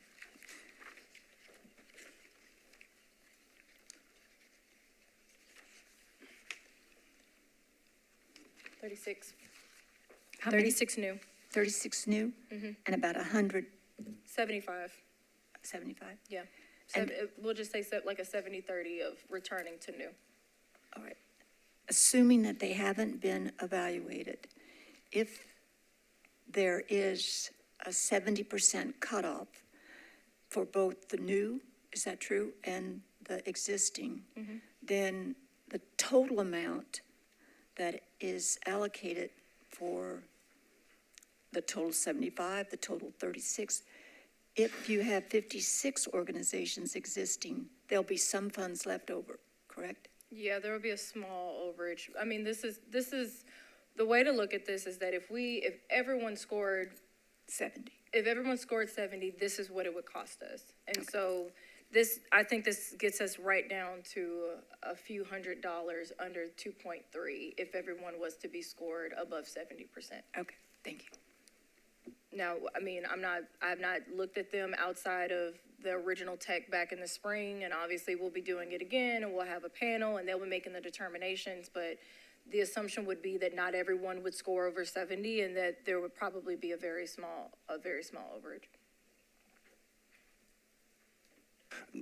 Has MHRC had a chance to speak to this? I know we have to make decisions independent of them, but given that we need to be working hand in hand with them at this point, have they had any conversation or? We have not had a direct conversation, but I did receive an email over the weekend, and so I'm still going through that email. Okay. All right, and we can go to the next one. Thank you. So this is the second option that we have for operating, and now this is a little bit closer to the second option that we did say at community engagement. So this is still the same two that we had at the community engagement sessions. It's only that our 50% one has it's been tweaked a little bit with feedback. Now this second option would be about as close as we did at the engagement session, which we're calling this a proposed proportion of applications per category. As I explained it in the community engagement sessions, this is based on a rank scoring, whereas before it was due, as long as you score over 70, then you will get, you'll get whatever is either in the yellow column, or if you're a new organization, you'll get what's in the gray column. Now, in this flat funding model, we have it where our overall budget, that 2.3, is split amongst the different category sizes. So in this case, we have 400,000 allocated to large, 500 allocated to midsize, 650,000 allocated to medium, 550,000 allocated to small, and $200,000 allocated to micro. Meaning that from those dollar amounts, we could we could award 4 out of the 8 largest, 10 out of the 21 midsize, 13 out of the 26 mediums, 22 out of the 30 smalls, and 16 out of the 24 micros. And the way that we get to that number is that we had a predetermined award amount per category. And so with the, if we go onto this sheet, which is going to be the breakdown, this is what you're seeing on the screen is the summary. What you have in front of you right here is the breakdown. So this is also using the exact same information of those who applied. Now, I do want to say that you're going to see something that looks a little spooky, for lack of better words. So like take large per se. It says large 5 through 8 negative, right? This is just saying that we don't have enough money in this category to fund everyone, meaning that there's an understanding that if it's a ranked scoring, there are going to be some individuals in each category that do not get funding, just based off of the kind of the nature of the beast here. Now, at the very bottom, what you'll see is that this is not, we have not scored these. This is not a determination. Large 1 is not connected to a particular organization. It was simply just so that you could have a visual and see what we're talking about. So here, for large 1, it just means that the highest ranking 4 out of 8 would get $100,000 for their award over the truncated 6-month period. If we go on, and their award amount would be 100,000. Mid-size would be funded at 50,000 per award. Medium would be funded also at 50,000 per award, but that was one of our larger categories. And so while we would have liked to have scaled the award with the amount of applications that we had, they received a lion's share of the actual overall budget. So even though it's a smaller award, there's more being awarded. Smalls would receive 25,000 per award, and again, that would be funding over 73% of the applicants that applied. And then if we go down to micros, we have it at 12,500 per award, which would be funding roughly 66% of the applicants that applied. So there are some small differences in the way that these both work, but the idea is that not everyone is going to score over 70, but if they do, they will receive a certain percentage of their of an operating award. Whereas in the other option, which is by category, it's going to be more dependent on how they score amongst their category and not necessarily overall.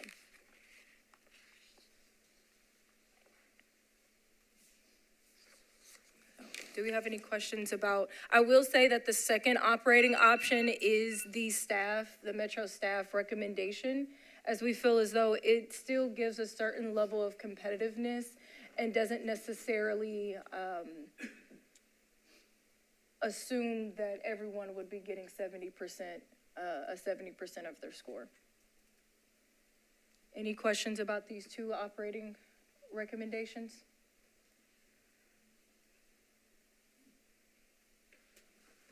Did you come to these numbers with Metro Finance? Did Metro Finance speak into these and they've signed off on them and they feel? Yes, we've had a few conversations with Metro Finance, and it was actually, when we did it the first time with community engagement, we also were using the numbers that were on the Metro website.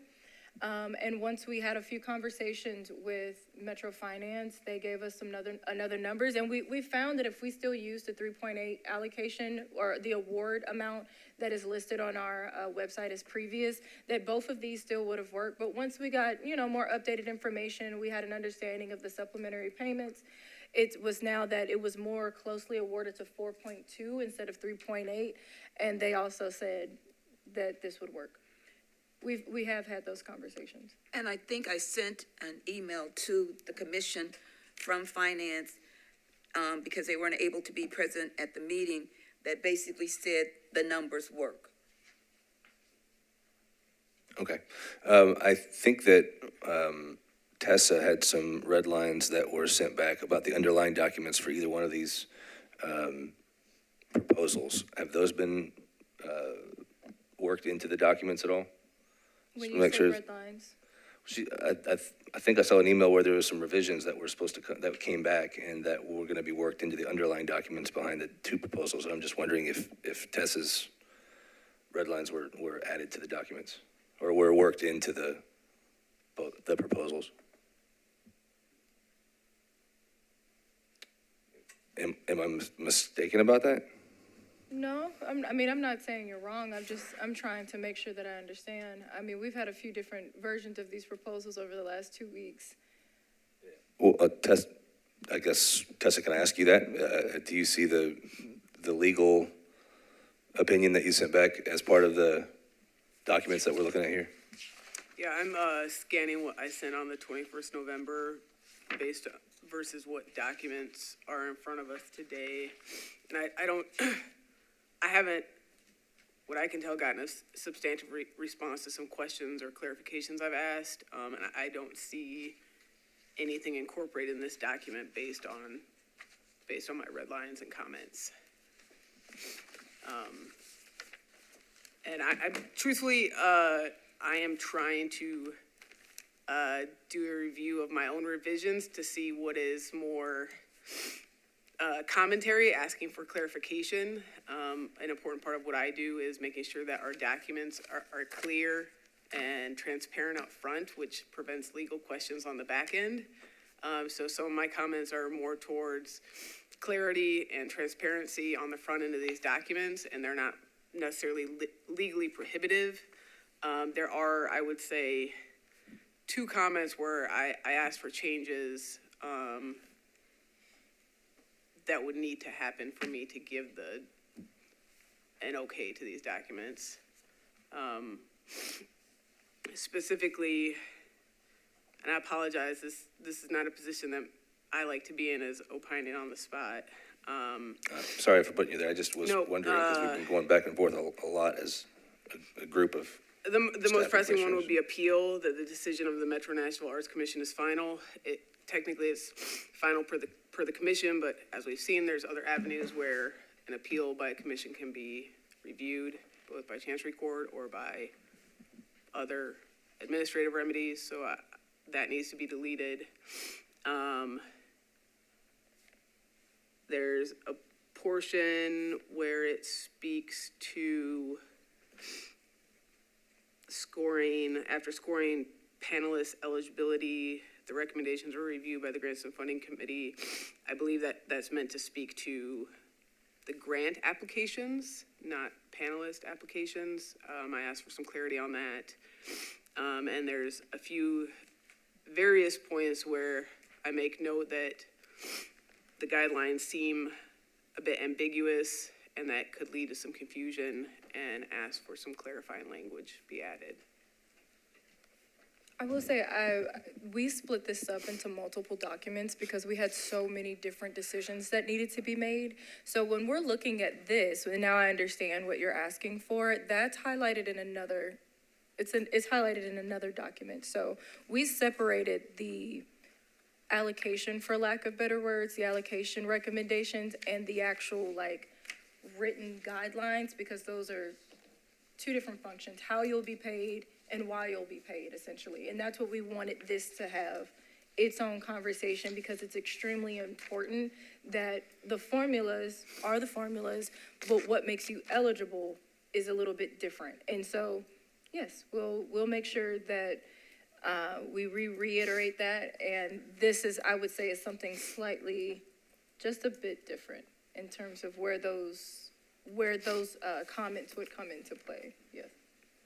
And actually, that is similar to what I was going to say. I just want to clarify, Tessa. It sounds like what you're talking about are maybe a little deeper than semantics in the narrative, but no questions or concerns about the numbers per se, but clarity around the narrative around appeals and eligibility and things of that nature. That then could be managed and worked out, but all we're talking about here is actual numbers. Approving the actual numbers in the Finance has process. said that this is okay under the Metro Arts budget. Legal doesn't opine on that. But to Commissioner Jester's point, he asked about the underlying documents, so that's why I made the commentary I did. I've just been seeing emails fly back and forth, and I'm trying to piece together everything that's going on. So, yeah, that wasn't necessarily germane to the numbers per se. Any other thoughts or questions or? I do have one.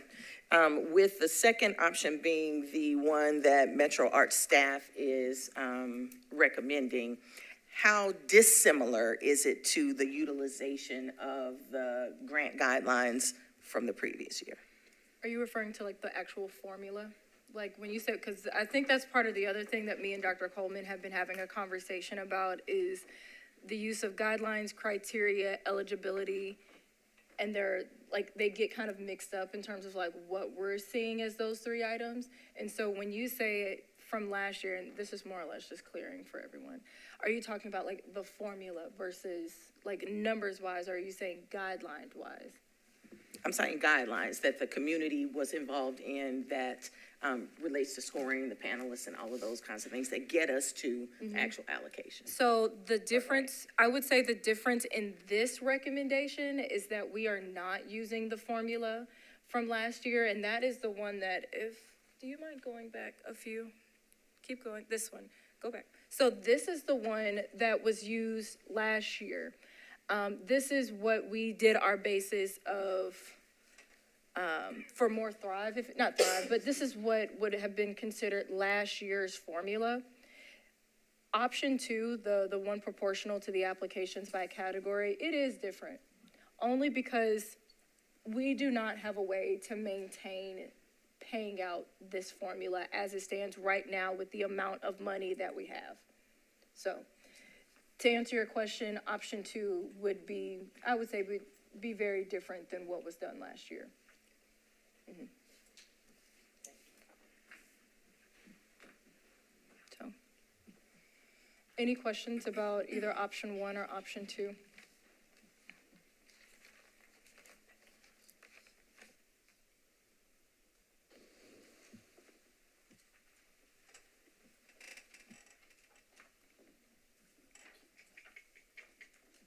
And just for clarity, this option right here where it's 50%, this is considering, I would say briefly considering this one from last year because we're taking this formula and we're chopping it in half.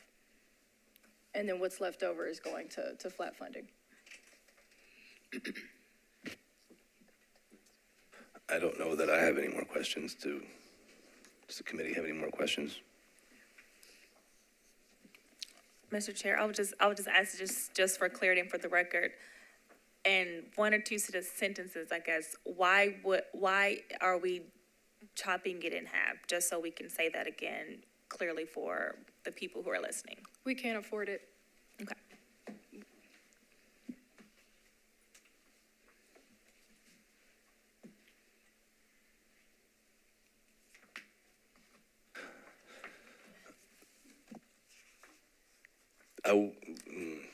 Yeah, I'd like to have more conversation around it, but I think that in lieu of not having any more conversation or questions, yeah, that's what I'm sitting here thinking about.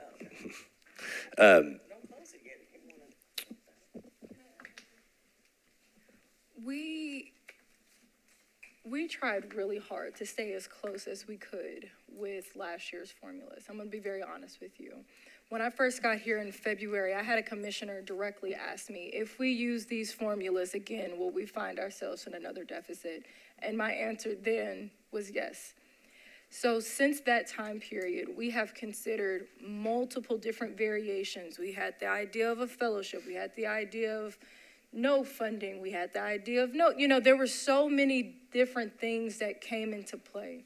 And one of the things that I can speak to directly is that when the previous executive director was here and consultants were here, this formula was created off of the idea that Metro Arts would receive $13 to $14 million for granting.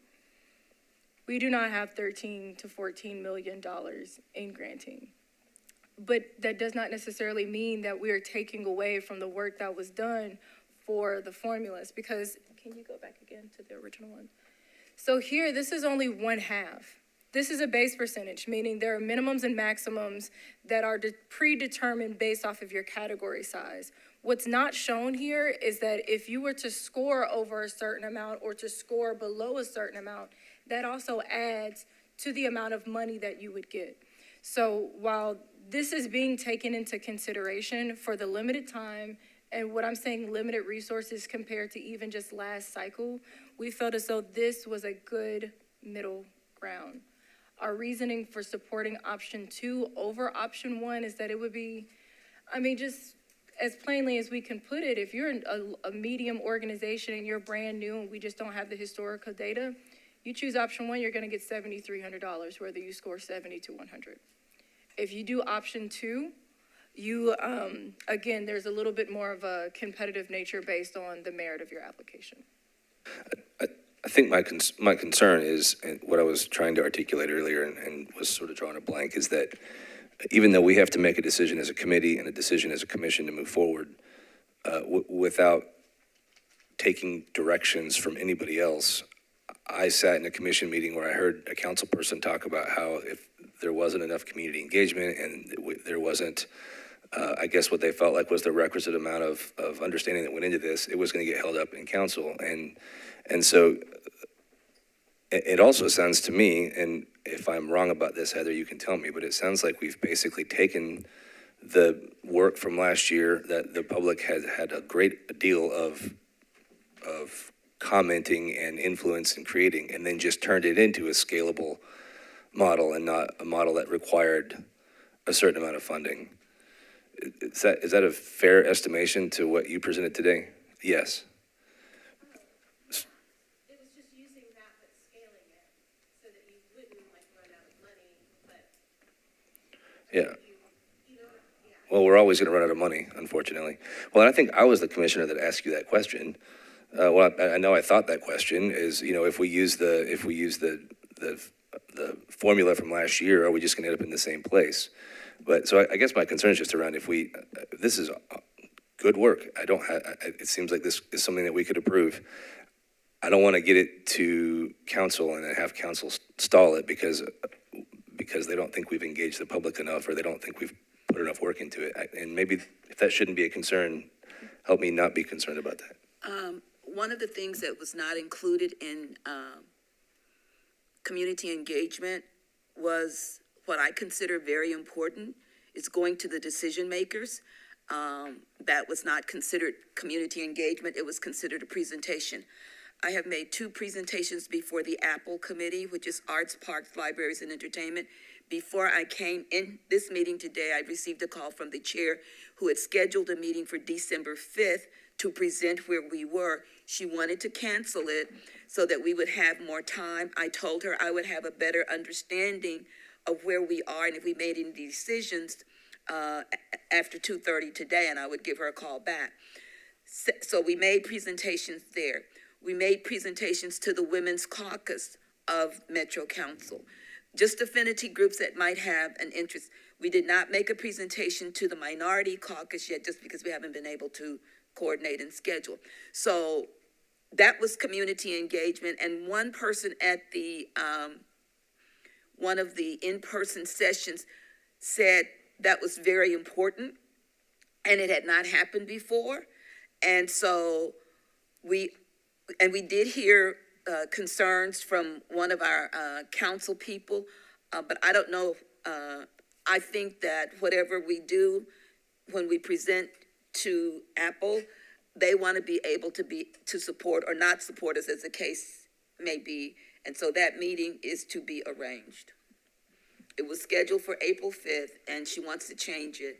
And I said, I'm sorry, December, yes. And so I told her we're trying very hard to be able to meet the deadlines, and I would get back with her. Commissioner Jester, I'll say that the reason I asked you that question to explain that, because I think that goes again to, what you've done. You all know what you've done. You know the meetings you've been to, but the community at large may not know that. And so, our job is to ask the questions because we do hear things from community. And so we ask the question so you can say that on the record so they can hear the work that has been done. Is it enough for them? I don't know, but what you just said was very clear, and I can hear more of what went on and the work that went into it. What Dr. Coleman just said, maybe some of us didn't know that you had those meetings, and it's good to hear as a commission, as a committee, and also the community at large. And so, I think if we as commissioners continue to ask the questions, because that's really all we can do, and, hear your responses, we can have a better understanding of how you got to this, and then we will be more informed and better able to vote it up or down and feel more comfortable doing that. And so sometimes if I ask a question, I may know the answer. I just want other people to hear the answer. And one final thing I want to say with regard to the small, getting the 12-5 and 1 model, that is substantial for them, but that again is in keeping with our desire to indicate that we understand the need for being sensitive and intentional about responding to our groups of all sizes. And I think a thing that I have said repeatedly, we will not rectify decades of inequitable funding in this cycle.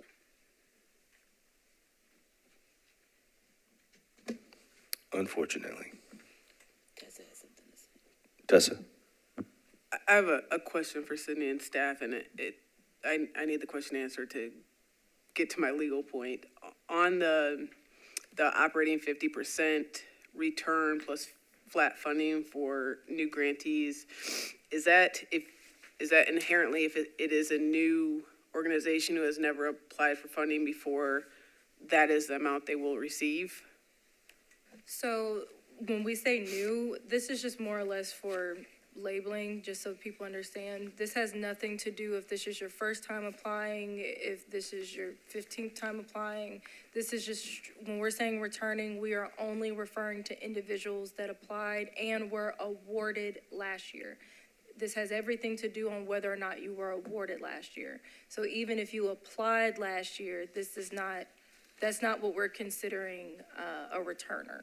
So a returner is someone who was given money from Metro Arts last year because they were given an award, and it is trackable by the information that I got from finance. Nice big sheet about how much everyone got. It even shows what they received originally plus what they received in supplemental payments or additional payments. And that's what got us to our 4.2. When we're just saying new, it just means that they were not on that list from last year. So a new grantee is considered one that did not receive funding last year? In this recommendation, yes. Okay. That's all, yeah. And so my follow-up to that would be, if they're a grantee who did not receive funding this year, they score high enough to last year, they score high enough to receive funding this year, regardless of their size, the most they could be eligible is for $7,331. Yes, ma'am. Okay. My legal point to this is I would submit to the commission that I have concerns that the flat fee for someone who did not receive funding last year, regardless of size, is a distinct departure from the way the other organizations who did receive funding last year would receive their money and be scored. And this is a policy decision for this body, but I feel that it's important to note that legal distinction that under this specific model, I apologize, it's FY 25, operating 50%, returning flat fee. You guys need to give consideration to it being a clear distinction on scoring and funding solely based on receiving funding last year versus being a new grantee. Is that something you think would open us up to liability?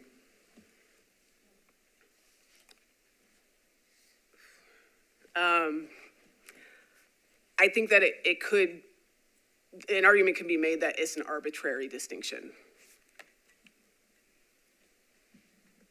So what would a safer one be? Well, to be clear, that's part of the first recommendation, not the one that you're actually making the formal recommendation on, right? So that seems like good enough reason to not consider this, the first staff recommendation. Is that fair?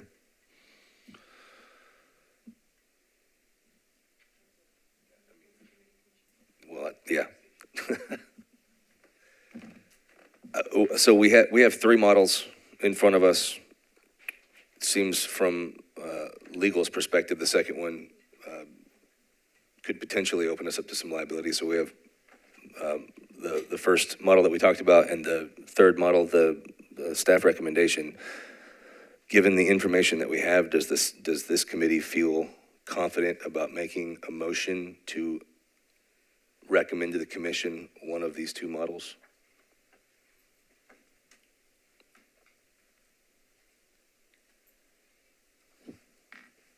While they're contemplating, can I ask the attorney a question? Sure. Yeah. What would be is there an appropriate way of ameliorating that potential problem?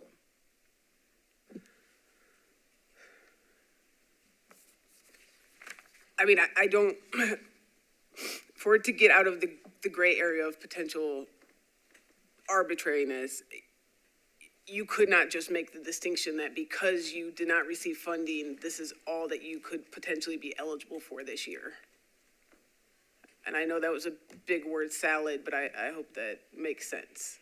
Just saying because you didn't receive funding last year, and now this is, even if you get a good score on your application, this is all you're eligible for, that does not put them in on the same playing field as a returning grantee.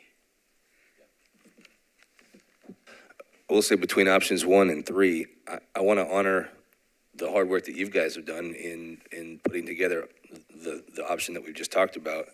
I love the idea that option one has an incredible amount of community feedback that's been part of that, and that it feels like it takes the best of what you've done and the best of what the community put together and made it into a scalable model. So I see merit in both. I think we could probably make a recommendation either way. Given the conversations that we had over the last several months with like communication and trying to be in hand in hand with MHRC, the idea of approving a plan that has a significant amount of community engagement to it seems like an option that we should consider more thoroughly. But I don't want to dishonor the hard work that you guys have done in this third option. So with that, that's why I asked the question of the committee. Given the information that we have, do we feel comfortable making a recommendation to the commission about one of these two options? I'll say so I feel more comfortable making a recommendation based on what staff has done, because staff will have to implement it. But at the same time, and I think maybe to Dr. Coleman's question, is there a way that we can amend this recommendation so that we're not in the gray area? I think that was kind of what the question was.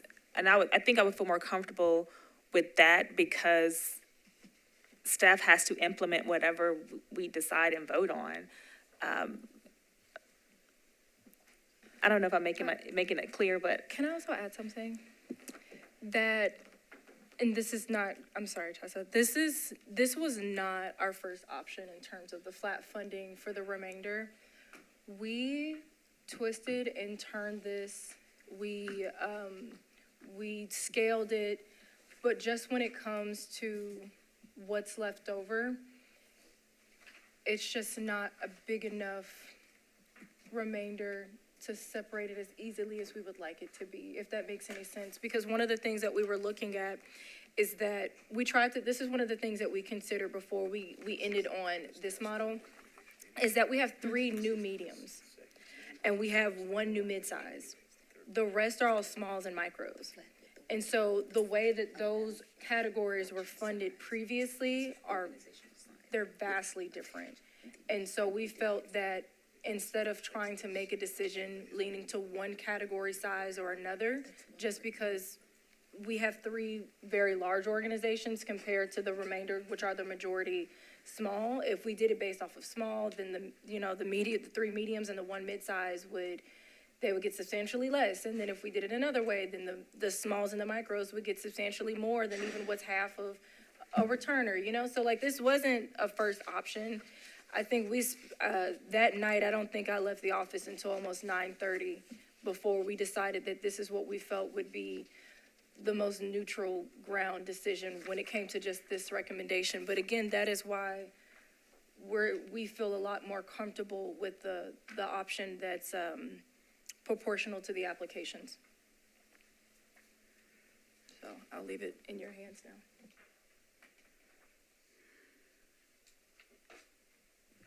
Maybe we should go to Thrive and come back or not? Because the time is. Yeah, we're over time, and I know you. I know, Commissioner, I do have to be in Antioch at 3:00, and so I know, right? I was hoping we would be done at 2:30, but this is very important work, and I don't want to walk out, but I cannot be late for that. But we still will have quorum if I do step out. Oh. Yes, we will. Mm-hmm. What is legal's concern about the proposed proportion of applications?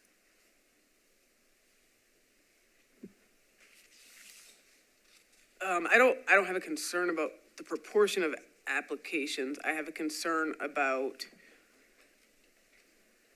simply saying if a grantee did not receive funding last year. No, the second proposal. I have no concerns about the second proposal from a legal standpoint.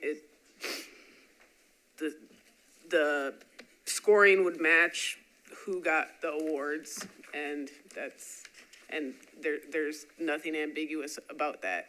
Whoever scores the highest the cutoff is at a certain point, and that's who would get the money.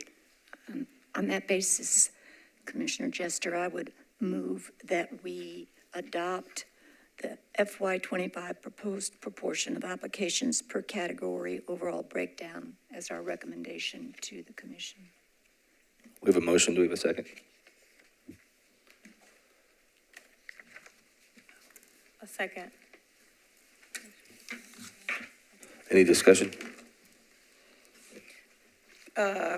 One note, we potentially recognize that if we recommend this to commission and it goes to the council, we do recognize that it may be kicked back based upon the council concerns relative to community engagement. Is that what I am understanding from comments from Councilperson Stiles potentially? I took Councilwoman Stiles' comment to essentially put some fire under us to get it done. I don't think that it was, I'm gonna definitely do it. I think it was more of, you guys have a job to do and you need to do it. And we're watching, but I could be wrong. But we do need to move something out, and I don't want to move something out just to move something out, but, you know, again, a lot of thought went into this. It's not perfect. It's where we are. I agree, and I was really making that statement because of what you, Commissioner Jester, just said about what you think potentially could happen based upon those comments, and I just wanted to make sure I understood that was what you said. And I agree there's been a lot of work that has gone to this, and I also recognize that this is just for this year. We have already lost the first 6 months of this process, and we do have some work to do in addition to needing to make sure that as we move into next year's, because if we're going to keep the same potential timeline for 26, then we have some work that's going to need to happen in the next 2 months for that as well. And so, just I agree. stating This that. is not indicative of what we'll be doing in the future. We have a short time span to get some money to the artist. All right, we have a motion and a second. Any more discussion? All right, all in favor? Aye. Aye. Motion passes. Thank you, Commissioner. Drive safely, please. Yeah, be safe. I mean, obviously you will, but be safe. All right, with that, I know we're over time, but we're going to move on to the Metro Arts Thrive Awards implementation. This is another potential action item, and so with that, the floor is yours.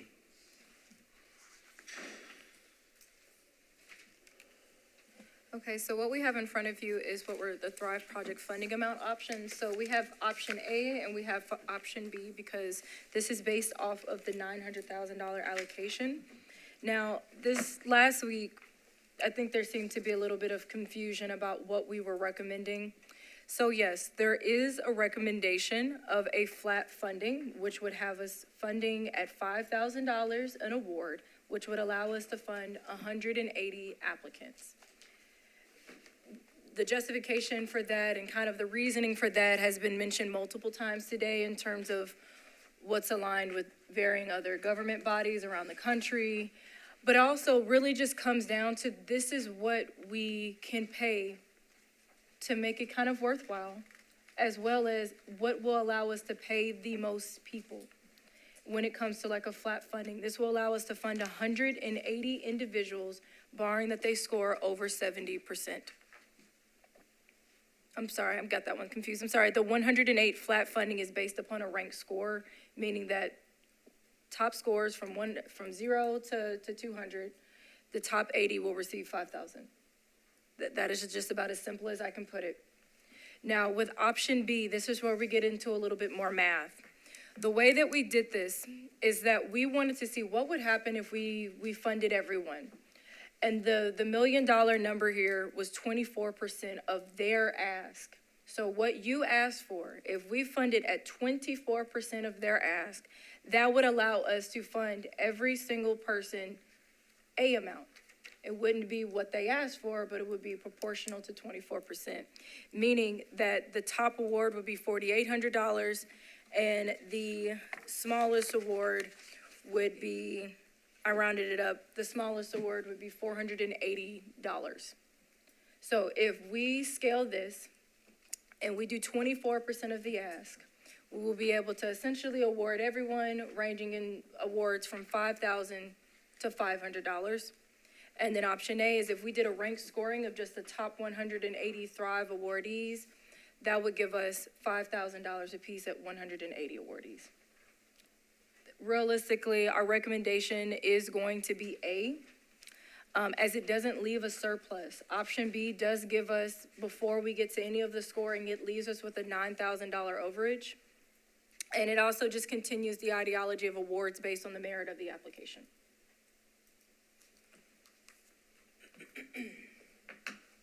Thank you. Questions? I don't have a question. But as a person who writes grants, if I wrote a grant for 20,000 and somebody opted to give me 4 or 5, I would take the 4 or 5, and the scope of that program or process or project would be very much scaled down. And so I probably would rather, if I were a person writing this grant, throw in my grant into the process that let me be scored and receive potentially more than just everybody got 5,000. Because anytime that I write a grant, I don't necessarily assume that I'm going to get it, which is also in our guidelines, that all of our grants won't be funded and they won't all be funded at the top amount or the amount that they were asked. And so, And we so I did- heard you say B is not really an option, so I agree with that wholeheartedly. Yeah, and I'm we not did also play around sure with that some- 5,000 flat Yeah. across the board is. We did a play great way to around go. with some of the other numbers, and Dr. Coleman said that earlier, that if we did it at 10 out of a $900,000, or 10,000 out of a $900,000 allocation, that would only fund 90 individuals out of 202. So we had the conversation of, do we fund more individuals, or do we fund more in the grant itself? And so I think that's always up for, conversation, and, we can have this talk here, but we just felt if we scale it down, and please, I will let you know that we scaled this many different ways. We did it at 25%, we did it at 23%, and just 1% difference would have us in the negatives of $32,000. And so I assumed that we didn't even want to see that option up here. It just felt like I could probably explain it better than I could show you. 24% of the ask of what they asked for seemed to be the sweet spot so that everyone receives something, if option B is the decision of the committee. Now, option A, we just felt it was a nice even number, and because this is a truncated cycle, and within our guidelines currently, it does say up to 20,000, we felt as though there would be a conversation around that as well. So we can always scale the flat up. We can keep it at 20, where everyone, even if they didn't ask for 20, keeps 20, because that would award 45 people. And when we looked at, maybe we do half, maybe we just score based upon what they're requesting of us.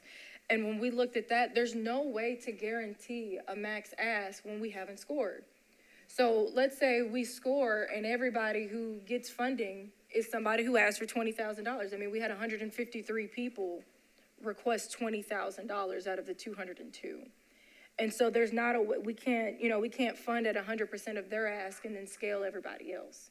So, I mean, we did have multiple back and forths, multiple different conversations, and we just felt that one flat funding option, regardless of its quantity, we're proposing 5,000, or a scaled of 24%, because that is the number in which we found that everyone would receive something without leaving us with a bigger surplus than 9,333. So I guess help me understand how we came to the $5,000 number. Is it just because it felt like it was a good number, or was there, it was, I guess, a 5,000, I don't think the community feedback was even pro just $5,000 to each Thrive applicant. And so, like, what is, if we're not just trying to award as much money as possible to as many people, why wouldn't we look at potentially more to individual artists so they could do more substantive projects and art with a grant? I guess just $5,000 feels good and it's a round number. It doesn't feel like it's enough justification to move forward with that particular number. So at $20,000 an award, we could fund 45 out of 202 people. At $10,000 an award, we could fund 90 out of 202 people. At $5,000, we could award 180 out of 202 people. So yes, that was part of the reasoning, but the other feedback that we received is that there were some individuals that asked for 20,000, but they didn't have how do I put this? They felt as though that it was too much for them, but we gave them 20 because that's what they asked and that's what we felt that they deserved, right? And then we had other conversations where individuals were feeling, though, we've never even received 20, and we've always scored extremely high. And so meeting in the middle of that was finding a number that was supportive by other institutions around the country as well. Yeah, I wanted to add that the preliminary research that we did, and I shared earlier, and this is state, not local, because there was more state data available where I looked than local.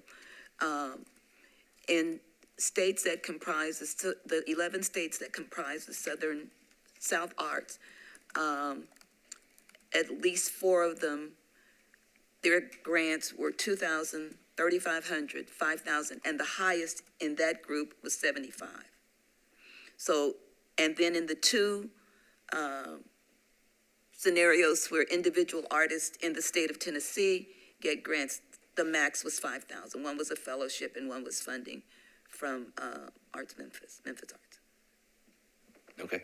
Yeah.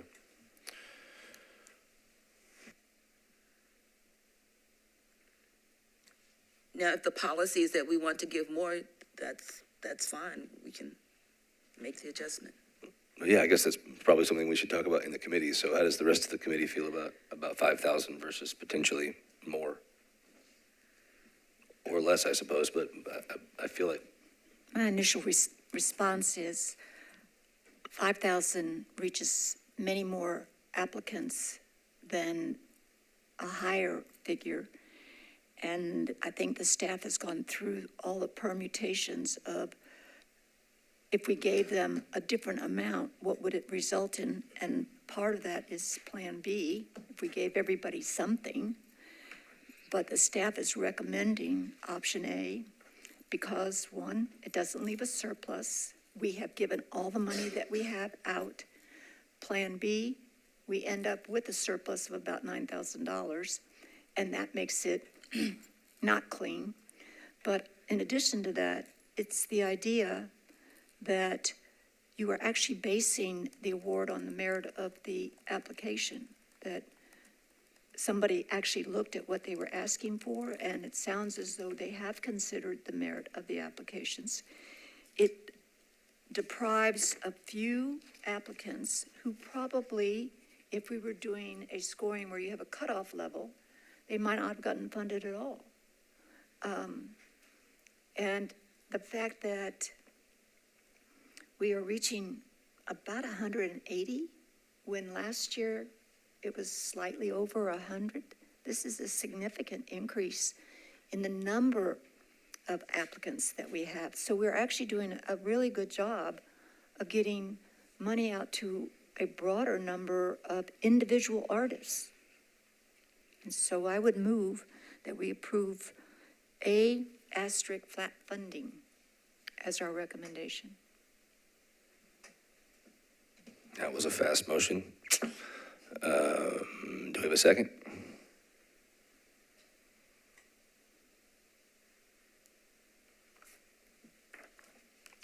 Just for clarity, I'll ask one more time. Do we have a second? All right, with lack of a second, motion fails. Okay.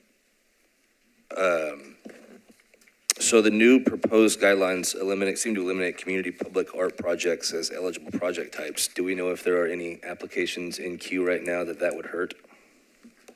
I'm sorry, can you repeat the question? Yeah, the new proposed guidelines, there was a Thrive category, community public art projects in the original guidelines. And so I'm wondering, do we know if there are any applications in queue that the elimination of that? Yes, but I don't know how many. Well, I don't know how many off top of my head in front of you guys. Yeah, okay.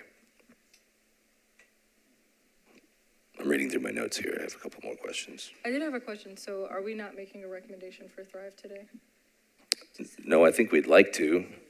Are we still having conversations? I just wanted to make sure I didn't miss it. No, there was a motion on the floor that failed for lack of a second. I saw that. Well, yeah, but that does not preclude us from making another motion after feeling more comfortable about where we are and what's before us. But, so there, in the applications that are there are some that would be hurt by the elimination of that. What was the purpose for eliminating community public art projects? So I think community public art projects just comes down to the word mural. And this is a conversation that we had multiple times. It was one that we went back and forth on, one that we were not necessarily, even within the office, that we were in agreement upon. But when we come down to as simply as we can, is that with the limited funds that we have for this grant cycle, it is not our recommendation to make awards to projects that are temporary, to make awards to projects that are considered temporary by our own guidelines within public art. Now, murals from Thrive have absolutely nothing to do with Metro Art's public art department. And we felt as though with the nature of the beast, which is murals under the guidelines of Thrive, which means that they have to be publicly accessible, they can't be private, and they essentially have to be in a permanent nature. We can't justify public murals being paid by, in this way, being considered permanent. And so that was the determination and the justification. It's not that we don't want to have murals. We love the idea of those artists coming in. But when it comes to limited funds, what our team has come to the deliberation that these murals are considered temporary. They don't fit within the guidelines of Thrive as it stands. So are there community art projects, community public art projects that aren't murals? In this regard, when they're looking, I can show you the old guidelines, they're referring to murals. There could be some that are not murals. We've had some, I guess you could make the argument that festival type things are public or art, and we have requests for those, and that's not a mural necessarily. I guess then my question would be, would it be better to leave that in there and then specifically exclude murals from the Thrive program as opposed to taking it out and eliminating the opportunity for community public art that isn't a mural? I think that's something to be considered. If you will recall, last year, a decision was made not to fund murals, and then that decision was reversed. And muralists did get funded with the additional monies. Yeah, that was a very complicated Exactly. set of events that took place there.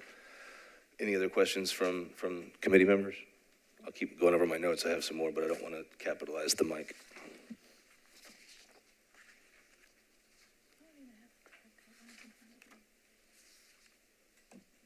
So there's a section that talks about the proposed guidelines to remove, they remove the mention of the allowable proposal ask. Is there a reason why that was taken out? The removing of allowable proposal ask? Yeah, I honestly don't remember which one it was in. It was just, I should have written that down. And yeah. Well, it was in the previous guidelines, and then in these guidelines, it wasn't there. Allowable proposal ask wasn't in the new one. So, but I don't remember what document one is in. So maybe we just move past that question. Also, when it comes to back to I was just sitting here thinking, when it comes back to the category type of Thrive projects, there was also a conversation of like maintenance. And let's say it's not a mural, but it's considered under that first category. There's maintenance concerns, whether it's on private property, who's going to remove it, who is going to, deal with its upkeep if it's vandalized. And so there was maybe a silent understanding that if you were able to create that project from these funds, whether it was something temporary or not, that the expectation is that the next year the funds would be used to maintain that project as well, again. And because none of these awards are guaranteed, we just decided that it would be a better recommendation to not have them included with this type of awarding. Thank you.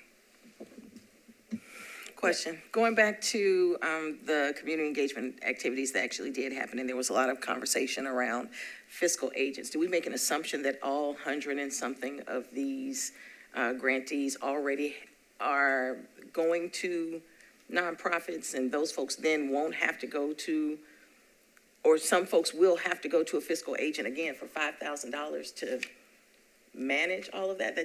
It just seems like a lot for a small amount of money, and then I'm also a smallish amount of money.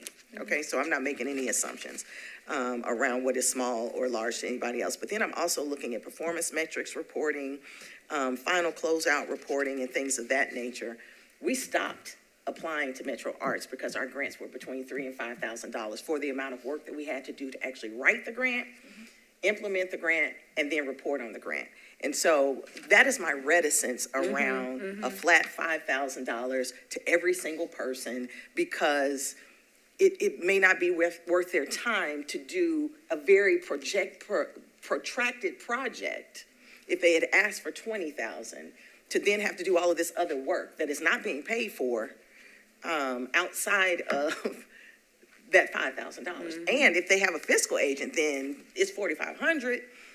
Well, we do have something to speak, at least to the fiscal agent. And I mean, if it's to the will of the committee, if you would like to make that number higher, because with option B, it's 24% of the ask. And if you're one of the individuals that, requested $2,000 for their entire project, that means that they only received $480. And so, I mean, yeah, I wouldn't, and I think I even made the comment that I wouldn't want to get reporting on $500. I mean, I wouldn't want to give it, let alone, have to do a midpoint report, a midpoint on that as well. So, I mean, if the understanding is that 5,000 is too low, we can always have a conversation of making it 10. I would say 5,000 is too low for some people. It's not too low for everybody, is what I'm suggesting. And so I am leaning toward not doing A or B and letting this go through the process of, we have panelists to review these grants, and then we score them, and then we award funding based upon what they asked and what we have, recognizing that not everybody will get funding or the amount of funding that they ask for. This is where I refuse to give a second on that $5,000 funding. Because folks also then, if we say, hey, I'm going to give you $5,000, they also have an opportunity to say, thank you, but no. And then we potentially have an even larger surplus that I don't know if we want to do that or not, but. I mean, I'm all for the idea of scoring these first. I'll be honest, I didn't think that was something that we could do, because the criteria has to be approved before the scoring. Essentially, we have to know what we're scoring for all intents and purposes. And so, I mean, if there is a collective mind that we can put something in writing that explains that clearly, I mean, I do believe that even if we do have it generalized in that way, there has to be a cap, because I at least have to know how much money I can spend. So like I have to be able to explain that to the commission. To clarify, you can spend $900,000. Yeah. Based upon scoring.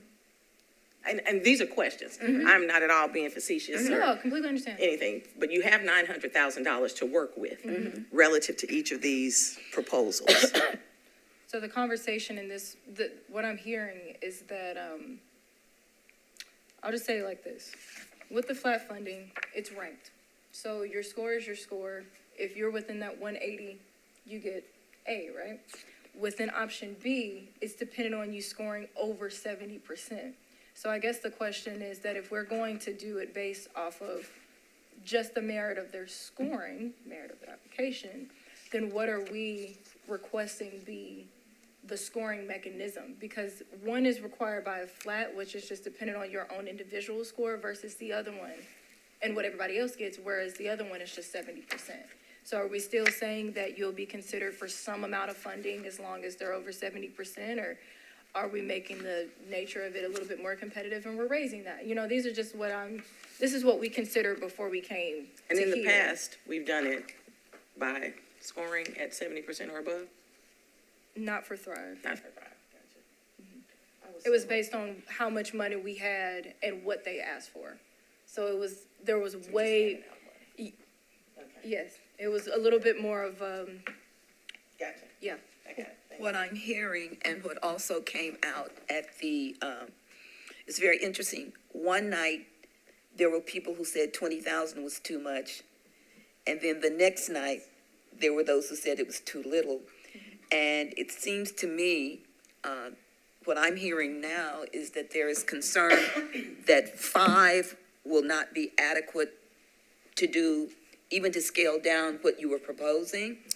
And so, For some, not for everybody. yeah, but I'm just saying generally, given that 153 of 202 asked for 20,000, it may well be that we need to go higher. And I would recommend 10.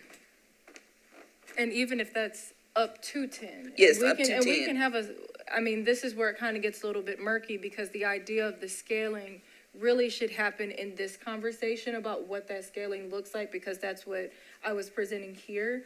And if 10 is our max, that's okay. That's fine if that's what we decide. But what I don't want to be in charge of is determining the scale afterwards, because then, even if I'm not trying to be, you know, it implies that could possibly be a place for bias or something of that nature. And that's why I don't necessarily want to be there are exceptions, there are things that a grants manager would have to make a determination about along with the rest of the staff and the interim executive director, but I don't want that to be a case by case about what money is going to look like after we have the scoring. Yeah, it almost leads me to one of the things that we had at the community engagement, where there was an organization that chose to keep their score, right? They chose to keep their score. And I know this is operational, but just to kind of give you the insight. They decided to keep a score. And depending on what option that we presented at the community engagement was going to imply 2 very different award amounts. So then they asked the question, well, we decided that we were going to keep our score from last year.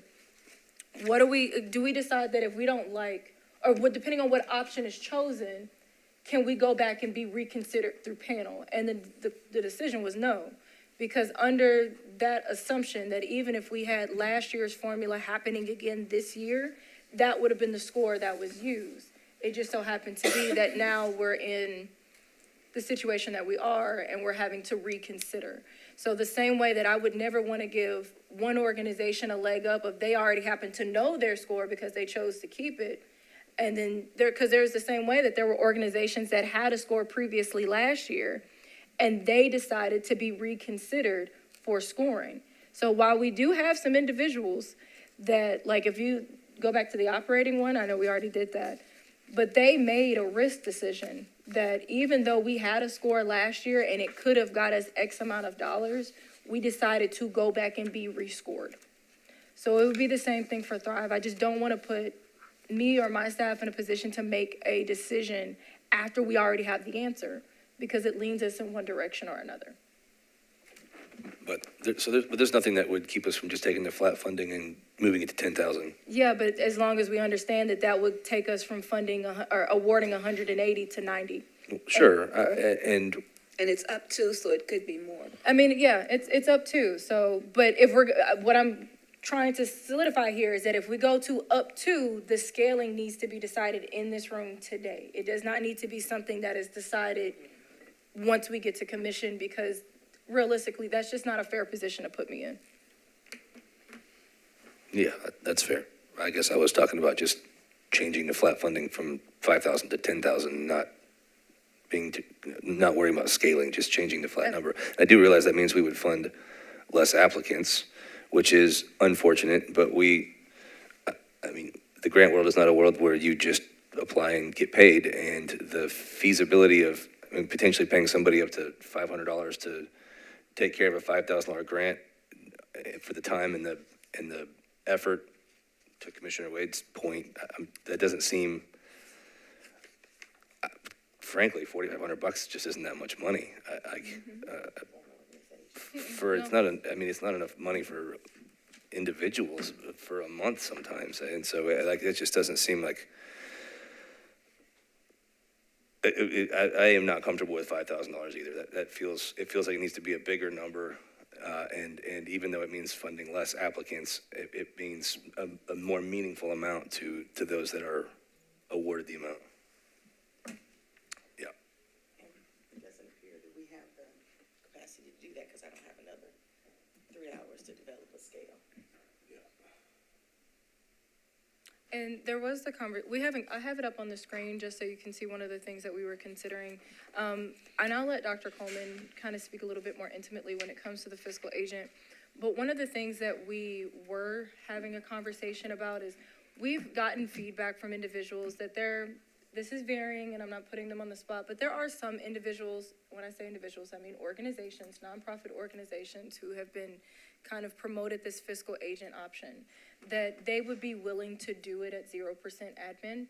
And so the idea is over the next few weeks that we could have a conversation of possibly having a list of people who have pledged to do this at 0% while still maintaining some autonomy for any individual who didn't want to go with the list that we come up with, and being able to choose whomever, and then being, having the guidelines to form what that administrative fee could be. So that's not my wheelhouse. That's still within the purview of the work group, but it is something that we were considering with this option. What if we were, I don't want to, oh, I'm sorry, Tessa, go ahead.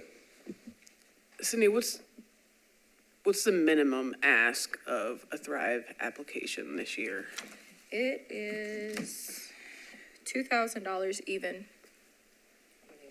So I would pose that for a logical consideration of this body, that the flat fee model without scaling would, if that $2,000 applicant were to score 100%, they're only asking for $2,000. We're not going to give them $5,000. That's not what they asked for. Yeah. No, that was the recommendation. The recommendation is that if they ask for two, the ask is, in option A, the ask is, for lack of better words, rudimentary.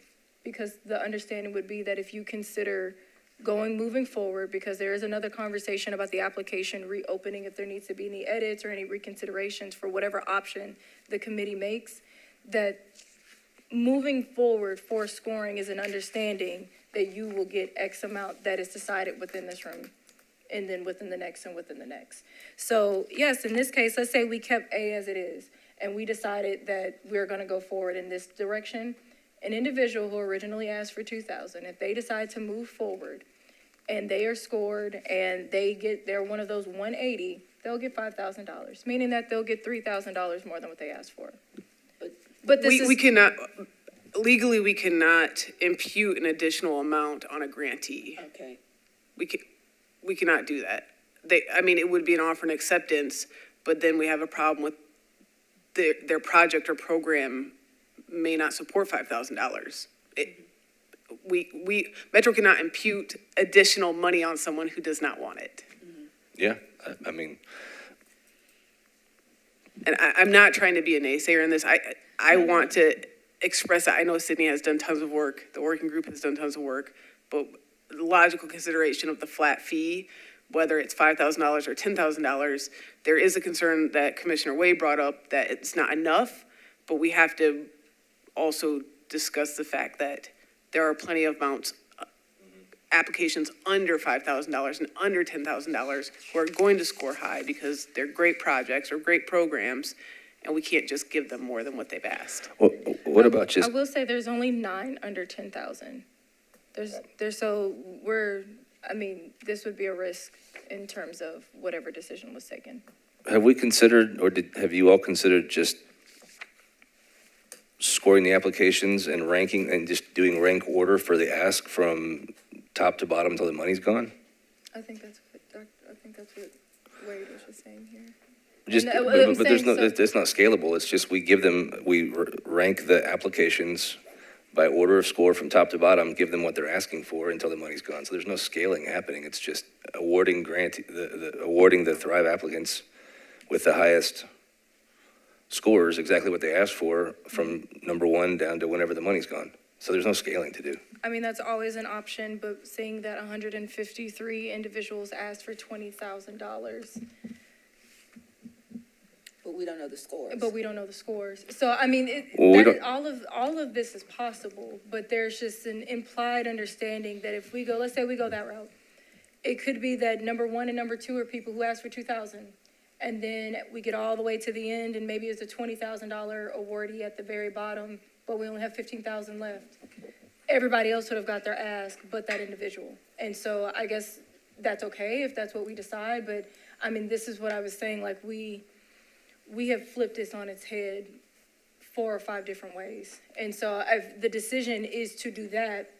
That is of the decision of the committee. You know, we put these 2 recommendations in what we felt would be the easiest to swallow here and what might be the most palatable. And if the understanding is that we can't give more money than what an individual is asking for, then we meet them where they're at, but there runs a risk that we don't even award 45 people. So I just need that to be said out loud. Well, it sounds like legally, option A, and we can't do that. And rank scoring applications from top to bottom, or the other option here, that leaves money left over, the percentile or percentage option here leaves money left over. Both the options that are on the table that are legal leave money left over, so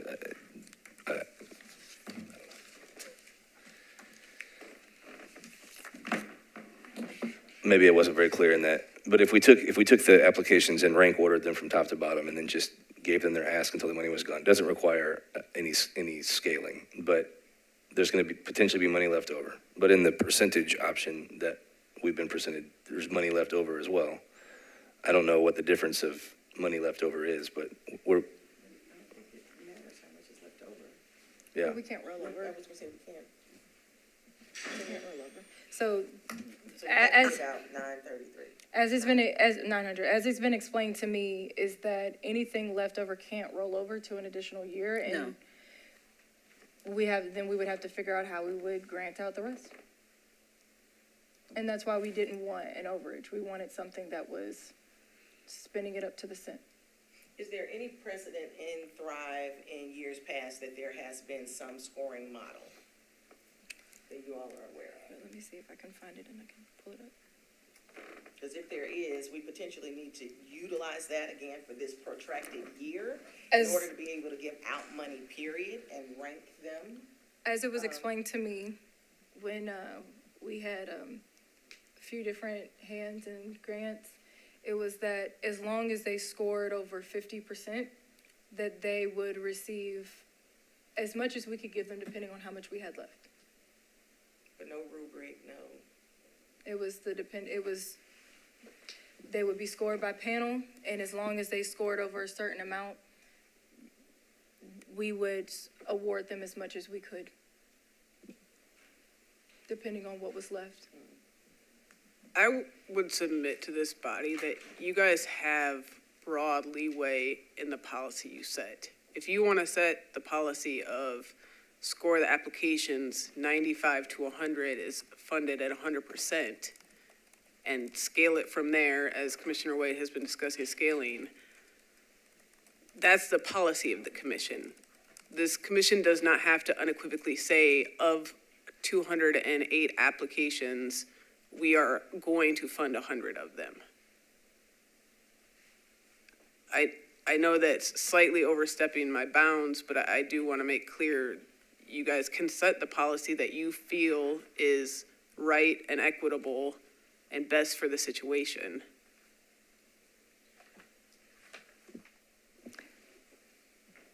Correct me if I'm wrong, but think that if we come up with a scale, it is proper for us as a policy body to say what the scale would be, but we don't have it. And Sydney has said it's unfair to put that burden on her at this point, which I think what has been proposed, whether it's 5 or 10, and I think your point, Commissioner Wade, is well taken. And that is, anybody interested in getting money, you have to make it worth their while. $400 is headache money. So I would think raising the flat funding to 10,000 makes sense to me.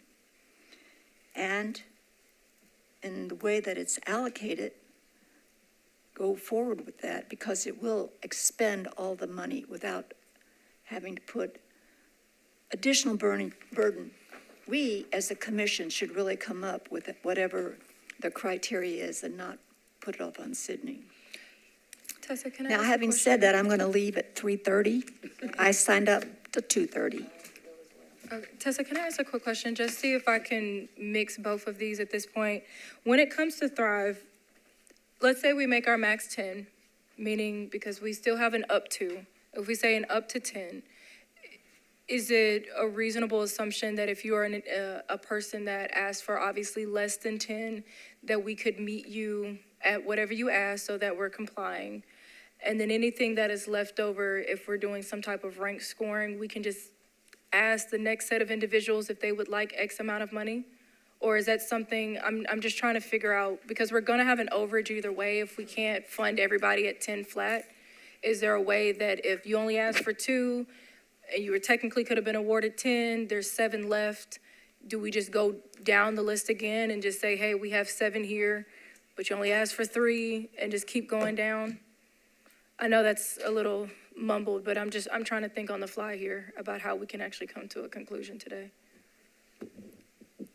Yeah, you can set, the policy could be the maximum grant is $10,000. If the ask is less than the maximum and that grantee scored high enough to get the max ask, or if we're doing a 70% cutoff and you automatically get your max ask, I apologize, that's a little bit of a tongue twister. You can give them their max, their $2,000, for example, and then that money then rolls over into the next grantee. To another awardee. However, I brought up not giving just a flat fee, $5,000 to everyone, because that was logically based on there not being any money left over. And so if you are saying we're gonna do flat $5,000 because there's no money left over, and we don't have to determine what to do with the change of $9,000 some cents, there's still technically gonna be money left over to figure out what to do with in some respect.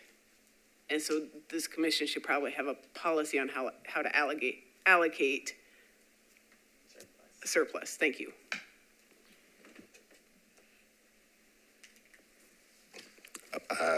We still haven't gotten to talking about 10% for fiscal agents or talking about fiscal agents. There's a great deal we haven't gotten to in talking about Thrive, and we're going to lose quorum in about 2 minutes. So I think on the fiscal agency portion, there is a working document that has not been completed out of the Thrive Working Group. Thrive Working Group is meeting tomorrow morning.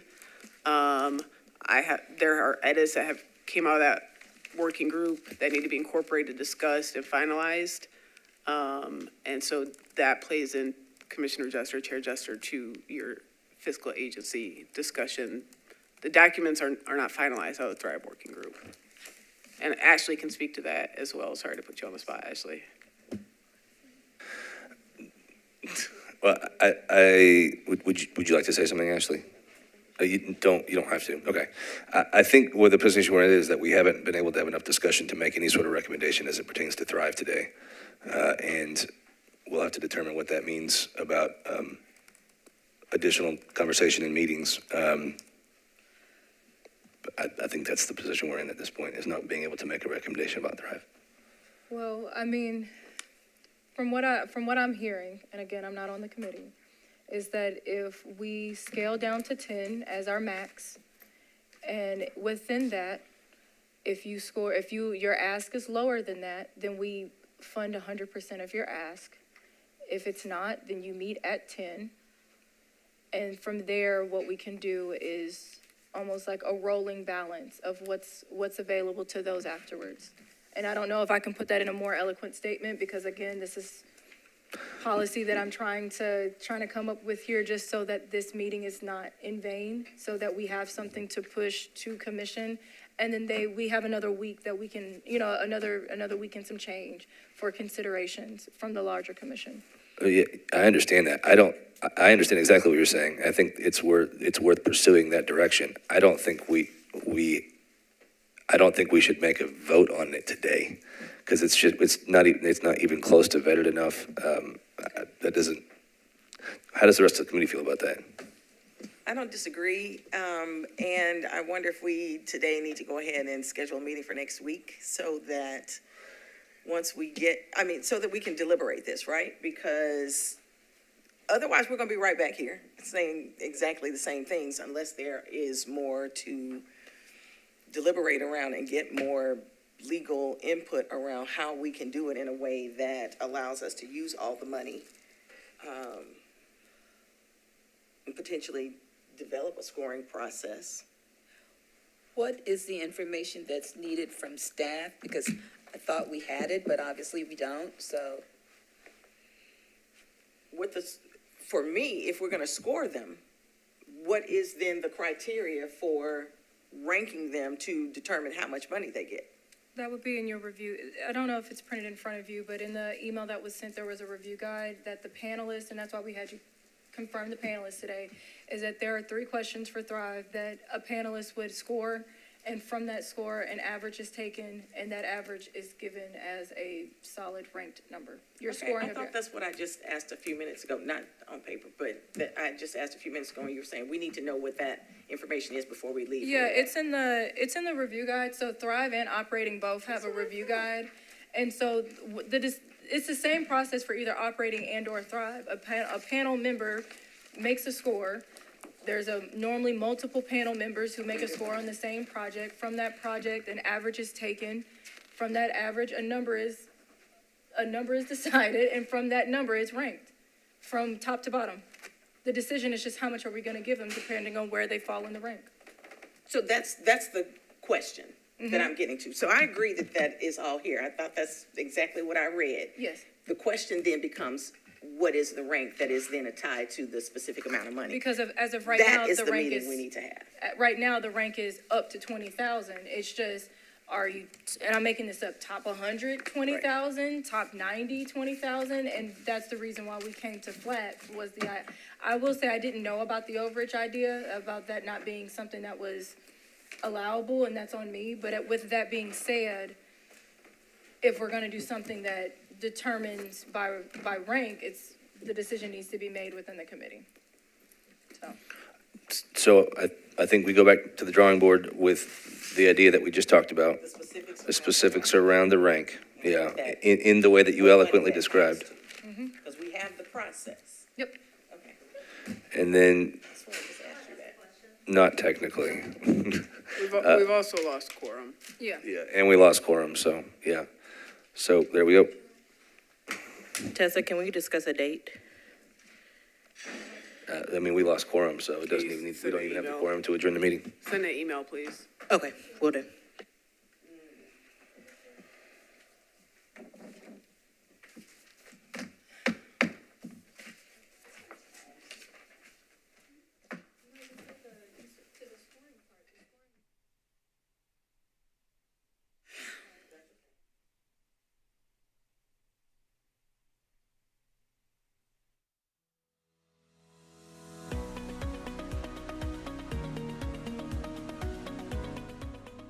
This has been a service of the Metro Nashville Network. If you would like to see this presentation again, or for more information on this and other programs, visit nashville.gov.